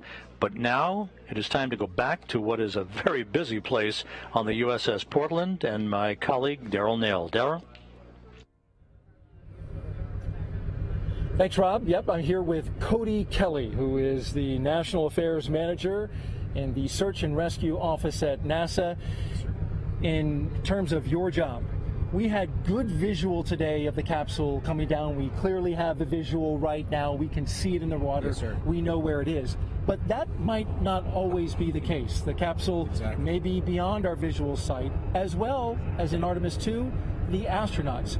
Tell me about what your role is and how you help find out where they are in a situation like that. Yes, sir. My name again, Mike Cody Kelly. I work in our SAR mission office. Basically, we work with all of our federal and international partners to ensure that our spacecraft are interoperable with the Search and Rescue Satellite-Aided Tracking System, or the SARSAT system. So today for Artemis 1, we tested out the vehicle tri-band beacon, which was using swept tones for the helicopters that are flying around behind us to be able to locate that spacecraft in kind of what we call the terminal area, which is within about 1 nautical mile where you can get visuals, as well as the 406 megahertz beacons that were on the capsule, as well as what the astronauts are going to wear on Artemis 2. We were using what's called the SAR Intelligent Terminal, or the SAINT application, which is a system that ties into our ground station at the Goddard Space Flight Center to pull in all of the data from these beacons so that we can see them anywhere in the world. And that's incredibly important, especially when we have crewed missions where if we had some kind of emergency abort or some kind of landing, we'd have to be able to get data to our DoD partners extremely fast, even if they're landing internationally. And this is something that we do for all of our human spaceflight programs, but Artemis really has a kind of special place in my heart because all of this effort started way back in 2016 with URT-5. So we actually demonstrated some of our advanced technologies on URT-5, and slowly was able to be integrated with the landing and recovery team to provide them that key data on the day of landing and if there was any kind of emergency. The are going to wear what's called the Angel beacons, which are the advanced next generation emergency locator beacons that are located on their life preserver equipment, and that's going to be able to track an astronaut if they had to get out of the capsule, if there was an ammonia leak or some kind of emergency, as well as tying that into what the vehicle telemetry is saying to be able to give a good SAR picture to these guys that are flying helicopters looking for survivors or being able to go rescue astronauts. And so let's talk a little bit about that further. The astronauts will be wearing GPS, essentially they're GPS locators, right? Exactly, yes, sir. They're beacons. And then, of course, the crew module itself has a tri-beacon. Yes, sir. So how do you delineate between those two? And that's really the power of our ground station and all these web applications. They're two different legacy beacons. You have a first-generation SARSAT beacon, which is what you have on a standard boat. Even the ship itself has a first-generation beacon. And then we have what is called a second-generation beacon, which is an advanced waveform that's specifically for the astronauts themselves. In our application, we're able to actually identify each of those beacon IDs and tie them to a specific crew member so that when they turn it on, we know exactly whose beacon that is and exactly where it's at. And the power behind that is with these emerging technologies, we're able to do this even if we have bad GPS connection or we're really anywhere in the world. And this is the kind of stuff that you can have is if you go to a vendor and buy it for your boat. If you're out hiking, we're using those technologies for civilians for astronaut use and kind of vetting it out here out in the open ocean, knowing that astronauts are really one of our prime customers. So you ran a test today, right? Yes. As this operation was unfolding, the crew module was sending out its beacon, its tri-beacon, but then you also had those Angel beacons for the astronauts. They were what? You put them on the boats, yeah, right? we put them on the ribs or the rigid hulls inflatable boats that are out there tending the capsule, as well as on the fantail of the ship. What we're doing is we're looking to make sure the air crews could delineate between these various beacons if the crew members ever had to get out, as well as looking at the performance of the vehicle tri-band beacon after it's spent almost 2 weeks in space. So we're looking at not only today's technology, but tomorrow's technology to kind of serve Artemis emerging partners and really the folks that are going to be in harm's way on a daily basis. Your test was part of the operation today, and how did it perform? It went phenomenally. I can't give more kudos to the crew of the Portland, First Air Force Det 3, setting that all up with the Navy, the Air Force, as well as some of our national partners in the U.S. SARSAT program that made this all happen. So it was really a team effort, and it went flawlessly, just like this mission. So I couldn't be more happy. And you could clearly identify the capsule and the two Angel beacons. I mean, it was clear as day. It was clear as day, and we've been working on this application for over 2 years with this mission in mind, and it executed flawlessly. And the coders and developers at Goddard Space Flight Center did a phenomenal job being able to get this ready on time, on mission, and on location. Cody Kelly, Manager of National Affairs, Search and Rescue Office at NASA. Thank you very much for joining us. Thank you. Rob, we'll send it back to you. Thanks, Daryl. Great job out there, by the way, throughout the course of the day. A great view of Orion as it sits passively in the fairly calm waters of the Pacific, west of Baja, California. With me here, sitting very calmly, veteran astronaut Randy Bresnik. Randy, thanks for joining us today. You have been an integral part of the preparation of not only this mission, but all of the astronaut office activities associated with requirements that will ultimately lead to putting a crew on the next vehicle that will orbit the moon in 2 years. What did you see today that A, thrilled you, and B, was most important for you to see as a result of all the work that has gone in to make this mission possible? That is a great question, Rob, and thanks for letting me come join you guys this morning.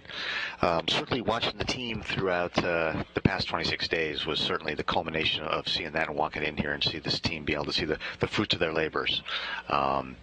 Seeing that we have a launch platform that was nearly flawless, practically flawless, getting our Orion uphill, and then having our service module, give us power and the flight control and the burns that all went off so well with so small residuals, we hardly had to do any trimming. And it was then great to see all the cameras that we put on that vehicle to bring everybody along on the mission. And put selfie is a word that we use now in spaceflight, and Artemis 1 getting the selfies while we were up there. And then certainly everyone holding their breath as we did the burns to get into the distant retrograde orbit and then get out of the distant retrograde orbit and then be able to make the trim burns to be able to get right, hit entry interface as accurately as we did here. See the service module separate, which is another big milestone, and then see the last few minutes of flight with Orion flying on its own for the very first time. And then see how well it controlled itself and how the forward big cover came off on time, the drogues came out, slowed it down, mains came out, and we landed, 2.5 miles from the, pinpoint bullseye, and we had expected maybe, 5.5 miles. So it was awesome to see all of that, and that whole collection is what gives us confidence for the next time. All of these things that were individually areas of concern have now been proven in flight. We've talked often during the course of the broadcast today about the fact that this is the 50th anniversary of Apollo 17's landing on the moon. Gene Cernan, Jack Schmitt, past his prologue, as they say. And now, from an astronaut office perspective, as you look down the road over the next 2 years, a lot of work to do, but certainly a leg up on what we think will be a launch in the 2024 timeframe. Absolutely. The post-flight data reduction and everything else will be amazing to see in the next few weeks and months. But starting next week, we're right into Artemis 2 continuum processing. We got Artemis 2 crew module and service module sitting there at KSC right now, doing through its final, their final assembly, and then we have to do the verification, validation, test out, and make sure everything's working.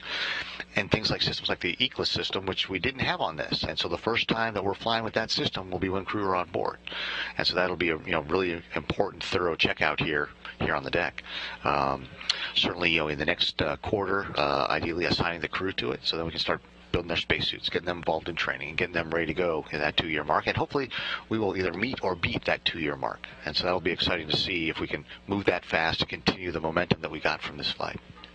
And an interesting flight design for Artemis 2, where another highly elliptical orbit around the moon. This is not like your father's Apollo 8, where we simply orbited almost at an equatorial nature. But we're going to be chasing the interim cryogenic propulsion stage as well. Yeah, certainly. When you look at how bold Apollo was, we had never been to the moon. We didn't know we could do it. We planned on having Apollo 7, and we flew that crew module in low Earth orbit. And then Apollo 8, we launched it around the moon, and it stunned the world, and proved to ourselves, that we could do this. Well, guess what? We're doing that in one mission on Artemis 2. We're doing Apollo 7 and 8 combined. So that is a bold statement and audacious goal for NASA to set. And like you said, the highly elliptical orbit that we launch up in here in Earth, so we can launch out, get into a 24-hour orbit to check out that environmental and life control system, such that we know that we can breathe. We know that the cooling works. We know that all the systems work. Scrub the CO2, take out the humidity, to try the exercise device. So we know that by the time we end that period and we do the translunar injection burn, we know that we're good to go for the next 9 days to be able to get around the moon and come on back. All of that just buying down risk, proving out the systems, so that when we go to Artemis 3, we combine not only Apollo 9, which is the first flight of the LEM in low Earth orbit, Apollo 10, which took the LEM to lunar orbit and flew down near to the surface, then came back, and Apollo 11 landing. We do all those 3 of those missions in one. And that is very exciting, very bold, and it has got to be exciting to anybody that's in the space program, is interested in the space program, or the young people out there who are the first future space explorers who will be on those later Artemis missions. Final question, Randy. you know, space is no stranger to you. You've spent quite a bit of time, shuttle flight, long-duration mission on the International Space Station.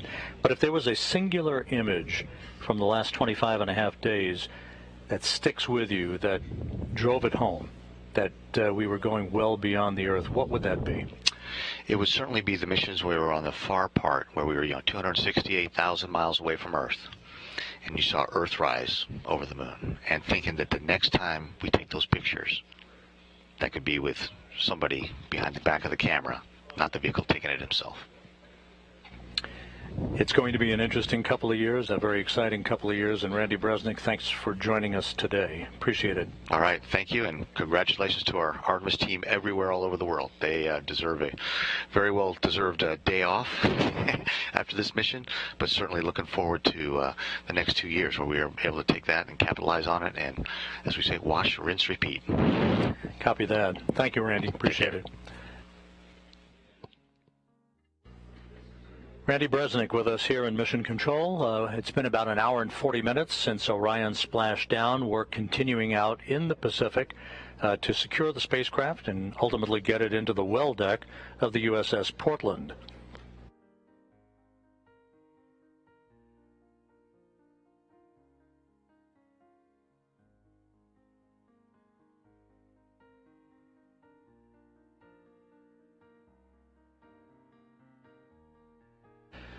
As the team here in Mission Control works through the post-splashdown procedures before they hand the vehicle over to the Exploration Ground Systems recovery team on the USS Portland. Again, let's go back out west of here to west of Baja California, where Daryl Nail is standing by on the deck of the USS Portland. Daryl? And it's simply beautiful out here, Rob, and we've got a perfect view, a front row seat to the Orion Splashdown. I want to give you a quick update on the recovery operations. Recovery Director Melissa Jones has decided to go the full 2-hour waiting period for ammonia boil-off, and so that's going to put us at 11:40 a.m. Pacific time for the boats to then close in and get next to the spacecraft and begin sniffing it for any hazardous gases. You can see it just right off the port side of the USS Portland, still in the water. The Navy boats off to the left, they're standing by for that moment, which is in just about 18 minutes from now. They're going to go in and start that procedure. Both helicopters, though, are back on the flight deck as well. Those assets have completed their part of the job. I want to bring in now Jeremy Vanderkam.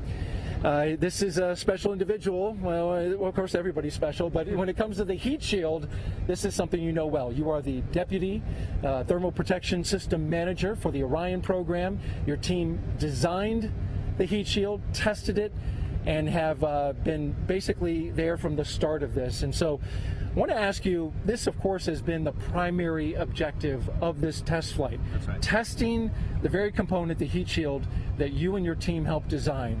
And so I want to ask you, first of all, how much do you just want to get out there and take a look at that heat shield, which is right behind you? I can't wait. Yeah. I tried to convince lots of people to let me in the small boats. Didn't happen, but that's okay. We'll be doing our inspections once we get hard down in the well deck later this afternoon, and we'll get a good look at how we did. Do you have any early information from the imagery that has been taken thus far? Not a lot so far. We've been, looking at the capsule as it floats in the water through our binoculars and whatnot. Everything looks great, exactly as we expected it so far. But yeah, we'll get the details going here in a few hours. So tell me about this particular heat shield. It is different and also similar in ways to previous heat shields. Tell me about it. How does it work? Yeah, so this is the largest ablative heat shield that humans have ever devised. For a spacecraft devised to take humans farther away from our home planet than ever. So what we did is we combined some older technology. We actually resurrected a material system from the Apollo program called AVCOAT, and we modified the way that it's applied to our vehicle for Orion in a more programmatically modern way, if you will. So the way that we do it now is you got a piece of I have a sample here, a test sample. So the brown material in the middle here is our AVCOAT material, and we make it in blocks, and we bond those blocks to the base of the Orion spacecraft onto the heat shield there. It looks like wood. Yeah, it does. It does look like wood. It's not, I can assure you. Yeah, and then there are seams between those blocks, which is the red element that you see here. And in this test sample, we've actually applied heat in our test facilities at Ames Research Center in Mountain View, California, to simulate the heat of reentry, to char the surface just as it is on the base of the spacecraft right now. And then what we'll do is when we get the spacecraft back in, we'll go and look at how that heat shield works compared to our test results. And that'll allow us to certify then the heat shield for Artemis 2. You've done a lot of testing on this heat shield, but you were telling me that no matter how much you test it, you can't duplicate what it just went through. That's correct. Yeah, what I'm holding here is about the largest size thing that we can test. And obviously the 5-meter Orion heat shield is much larger, so we have a lot of extrapolation for scale that we have to do. And similarly, our test facilities can't reach the combination of heat flux, pressure, shear stresses, etc., that an actual entering spacecraft does. So we're always having to wait for that flight test to get the final certification that our system is good to go. So I'll trade you props here and let you hold the actual Orion. And tell me, you said you've used binoculars, you've sighted the spacecraft. One side of it, I guess, gets a little more charred than the other. What have you seen? Yeah, so far it's actually looking like we expected. The inward side is the hot side of the vehicle.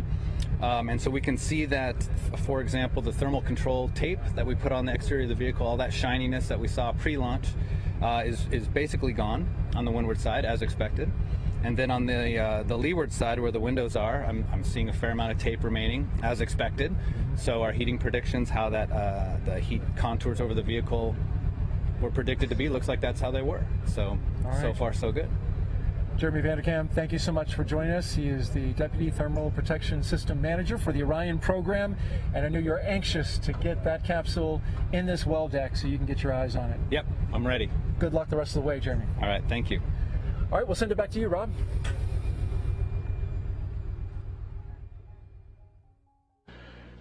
Thank you, Daryl. Back here in Mission Control.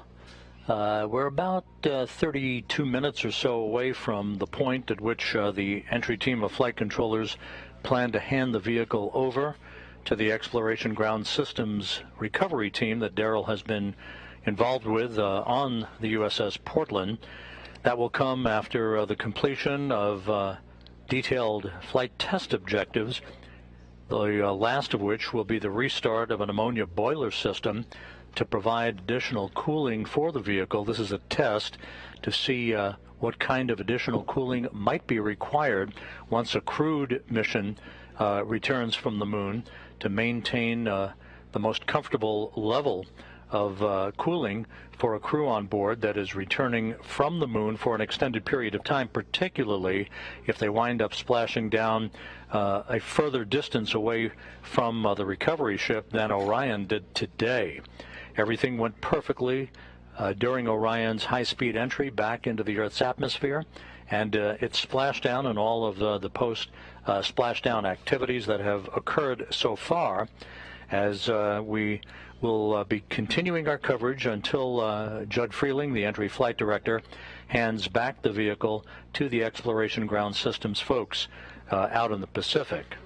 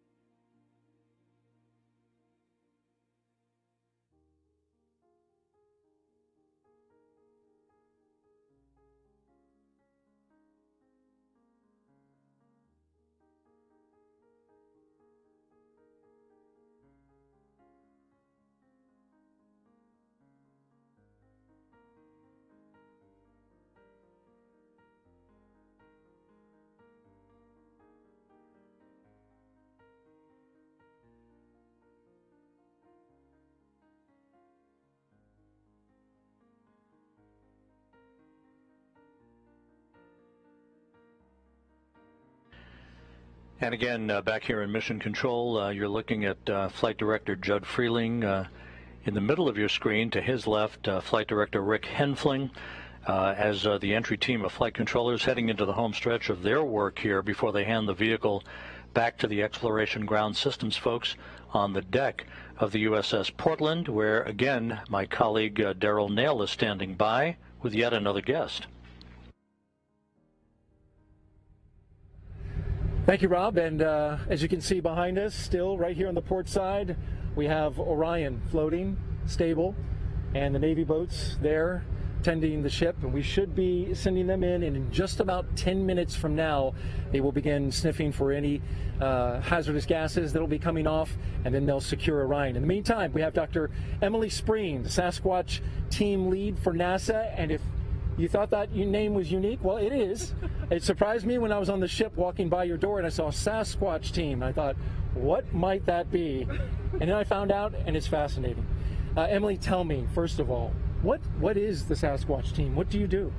So Sasquatch is in charge of generating waypoints for the ship and for the small boats, as well as creating footprints, which is where we get our name Sasquatch. So Sasquatch generates big footprints, and those footprints contain the debris field as it's coming down. And that's used to help position the helos in the air and keep people safe and outside of that debris field as we are, having a spacecraft splashdown. Absolutely, and it's really incredible. You were explaining to me, how you calculate these footprints. And just for background, as the Orion comes down and separates out the forward bay cover, which reveals the parachutes, and then there are certain items around that, a sabot, a lid, various pieces are coming out of it, and your team is able to model exactly or approximately where those pieces fall in the water so that assets can get close. How do you figure that out? So a lot of the data came out of CPAS drop test. That's Capsule Parachute Assembly System drop tests. Those are done out in Yuma. That was used to prove the Orion parachute system. From that, we were able to derive a lot of the aerodynamic properties of some of the debris objects, which I've got some here. Sure do. So these are drogue, lid, and sabot. They're not flight versions, but they are, representative size. These would be, on top and bottom of a parachute as it's mortar deployed, like a cannon out from Orion. We've also got a smaller piece of debris here, and that's a pilot sabot. So essentially, at the drop tests, we were able to, really hammer down what those different aerodynamic properties are using rate of descent and then where those things touch down in Yuma. And we're able to use that in our model here for actual Artemis 1 operations. And as I understand it, there are 26 pieces of debris, right, that came out from, the separation of the forward bay cover and the parachutes, and you model every single one of those 26 pieces? Their model is a group, so, we've got a group of lids, that come off at drogue parachute deployment, right? So we've got, a couple lids that come off, a couple sabots. And so we say, the lids and sabots, they'll be in this footprint as that footprint descends and then goes into the ocean. And as it lands into the ocean, I guess the shape that it kind of takes is that Sasquatch, a giant footprint. That's right, a footprint. With all that debris coming down, I mean, the different aerodynamic properties, this is going to be different than, say, the larger one, which is going to be different from the parachute. What kind of modeling goes in to be able to tell where that parachute's going to float? Because a parachute takes many forms as it's falling. Right. So we're taking in, we're using that CPAS data, but we're also taking in data of weather conditions. So we've got, weather people on board the USS Portland with us, and we're talking with spaceflight meteorology back in Mission Control in Houston, and we're getting information that we're using to take into account, because once things are on parachutes, just like you said, they're drifting. But with that, we were able to predict the CM splashdown location within a nautical mile. So that's impressive. Yeah, we're really, really pleased. It went beautifully. Wow, nice job to your team and to you. That right there is impressive. I was just going to ask you, how about the rest of the debris field? Were you able to determine with what level of accuracy the rest of it came down? So right now, none of those other pieces have GPS information on them. We're hoping to get some information about that later. We'll see what the ship's capabilities are and what NASA's able to get from that. But that's something that's still in the works, so we'll see. All right. I'm pretty certain. Emily Spreen, Sasquatch team lead for NASA. Thank you to you and your team for doing such a great job with us and joining us today. Honor. It's been great. Thank you. All right. Rob?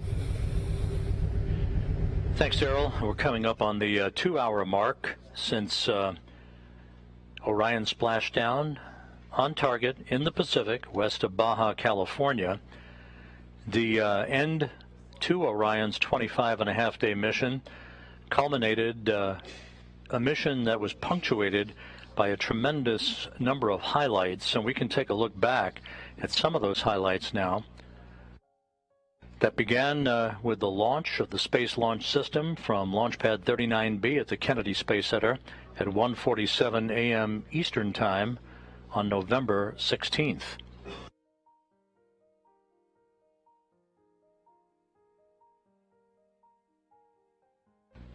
The Space Launch System lifted off, conducted a roll program to place itself on the proper azimuth and the proper trajectory to enter a orbit of the Earth. It would spend the Orion spacecraft itself with its associated European service module and the attached interim cryogenic propulsion stage would spend one orbit in low Earth orbit.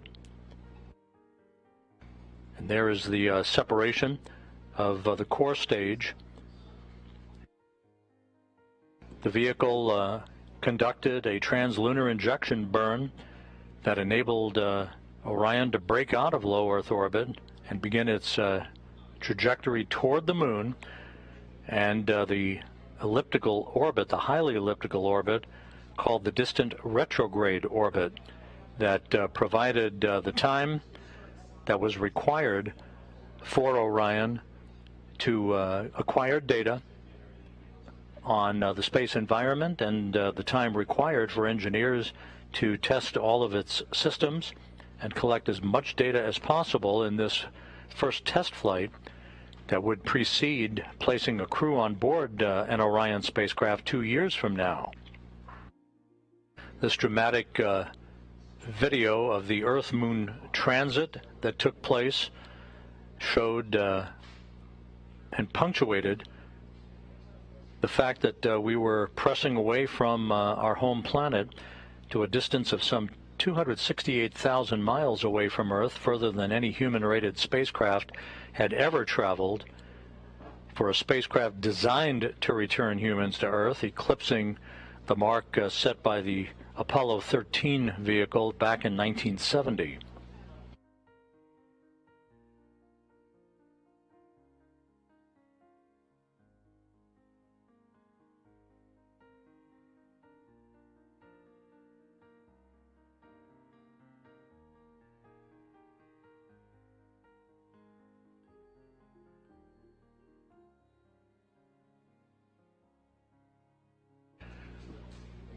The distant retrograde departure burn that began the trip home for Orion this past Monday. You can see the effect of that engine firing on the solar arrays on Orion's service module. That, in effect, was what amounted to a deorbit burn of sorts that placed Orion on a trajectory to return to Earth, which it did today with a splashdown 1 hour and 58 minutes ago. As we circled back around the moon for the return powered flyby, we saw a dramatic close-up of the moon and the crescent of the Earth in the distance, using the moon's gravitational field as a slingshot effect to set our sights on the Earth and the trajectory required to splash down in the Pacific, which we did, as Orion gently waits for the arrival of the recovery team that will begin the process of hauling the spacecraft into the well deck of the USS Portland.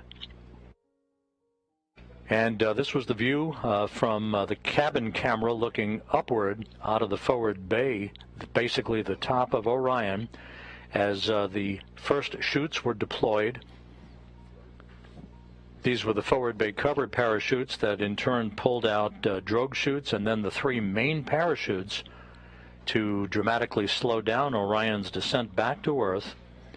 And as you see here, under three fully reefed chutes, Orion finally splashed down at 11:40 a.m. Central Time, 9:40 a.m. Pacific Time, to wrap up its mission of 1.4 million miles.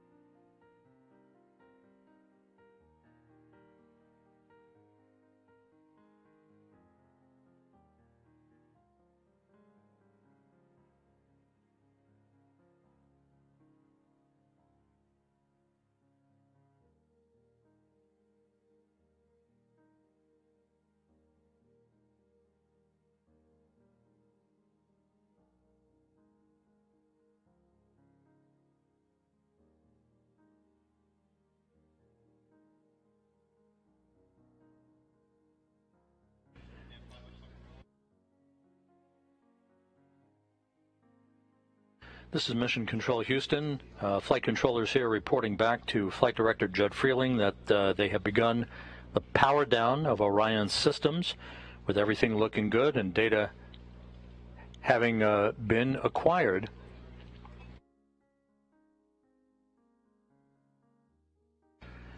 So the post-splashdown test objectives are nearing an end.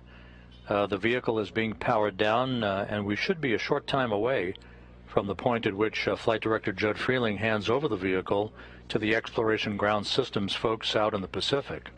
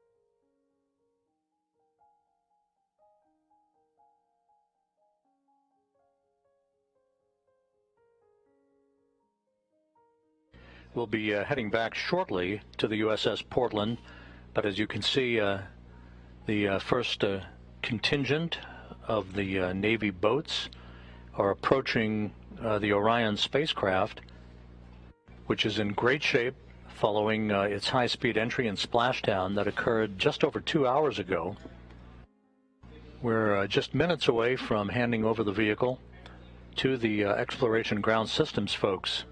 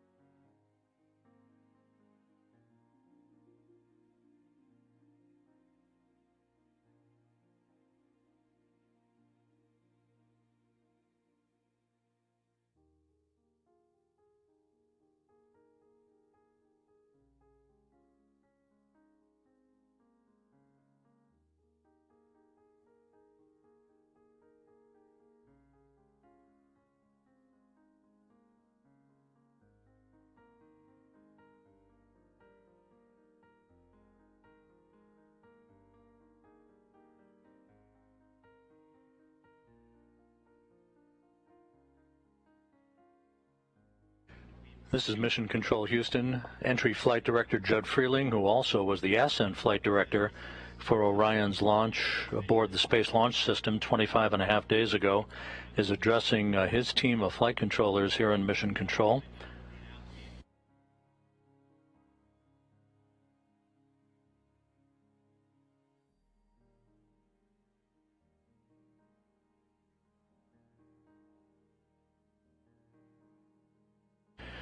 With that, Judd Freeling has handed over the Orion vehicle to a round of applause. The vehicle has now been handed over to the Exploration Ground Systems folks out in the Pacific, where my colleague Daryl Nail is standing by with members of the Navy helicopter team that saw Orion up close and personal about 2 hours ago. Daryl?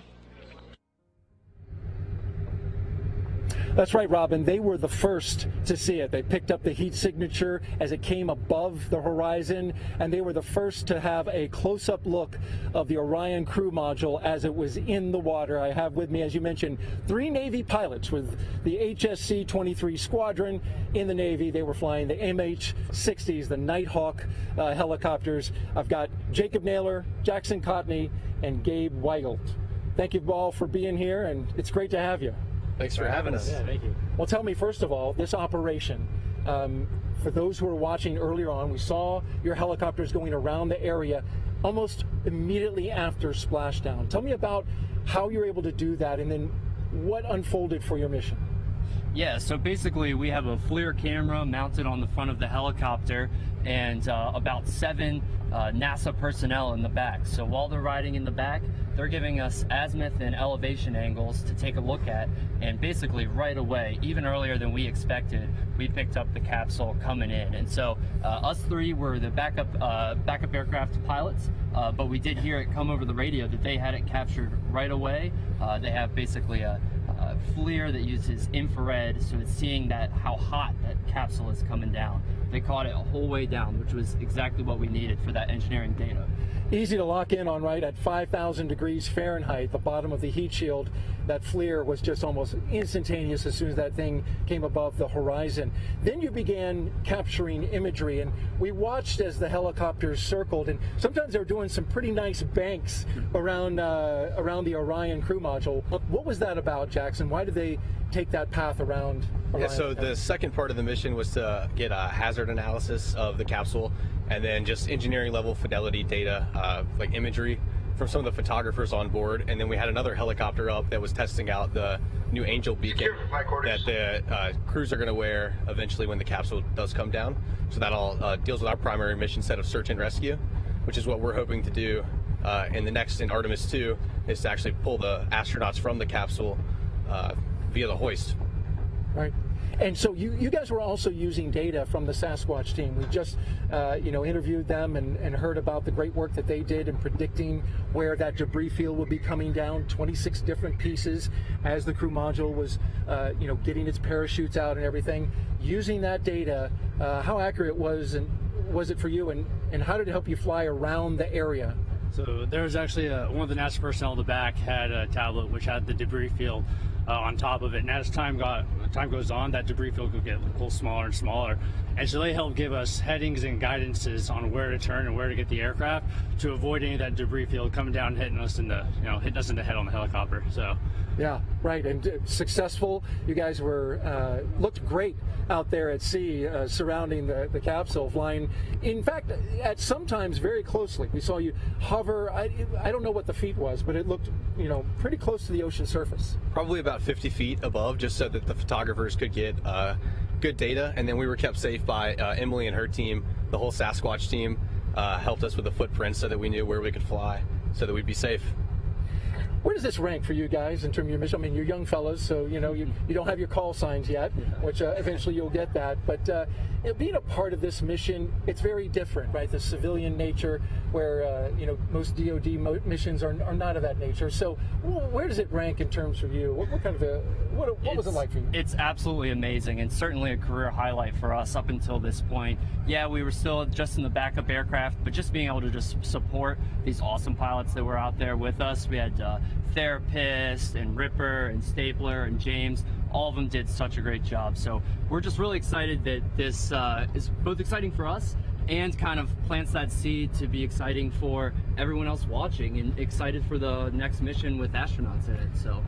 And that'll be the next great part, right? So as Navy pilots, you'll be able to hover over top of the next capsule that comes down, and it's going to have astronauts in it.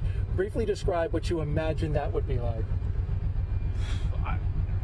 That's got to be an unreal experience. I hope I'm still around to be able to be a part of that, because that's got to be one of the greatest feelings ever. Pulling someone out of a capsule that's just been to the moon and back. Unimaginable feeling, I got to say. Absolutely. Well, thank you all. We appreciate you. Jacob Naylor, Jackson Cotney, and Gabe Weigelt with the HS-23 Squadron. Great job today. Thank you for joining us, and we appreciate you being here. Thanks for having us. Thank you so much. Appreciate you. All right, and here on the USS Portland, the mission continues. The operation to recover the Orion command module, which you see is still out there in the Pacific. We're awaiting the Navy boats to get a little closer to begin their operations and sniffing out hazardous gases and making sure that they are able to connect up to that capsule and tow it back inside the USS Portland, our Navy ship on scene here. That's going to do it for us, for the Exploration Ground Systems, the Department of Defense, and NASA. We want to send it back to you, Rob, in Houston, Texas.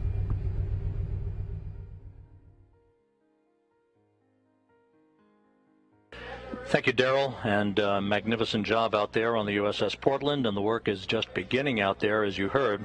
Here in Mission Control, the work is over for the entry team of flight controllers who have handed the vehicle over to the Exploration Ground Systems folks out in the Pacific, with the power down of Orion having been completed. Entry Flight Director Judd Freeling has released his team, and they will be making their way out of Mission Control, with Orion's handover now complete. Splashdown occurring at 11:40 a.m. Central Time, 9:40 a.m. Pacific Time. The team is posing for a team picture before they are released for the day. Upcoming, you can follow, if you wish, all of the remaining recovery work, including the Orion being brought into the well deck of the USS Portland on the YouTube channel that you see there, www.youtube.com/KSC Newsroom. The Kennedy Space Center Exploration Ground Systems folks now in charge of the operations to bring Orion back into the well deck, to get it back on shore, and then transported back to the Kennedy Space Center for post-flight analysis. That'll wrap up our coverage of Orion's return to Earth, and let's point you to our post-splashdown news conference that's coming up at 2:30 p.m. Central Time, 3:30 p.m. Eastern Time on NASA television, as a variety of folks discuss entry, splashdown, and recovery.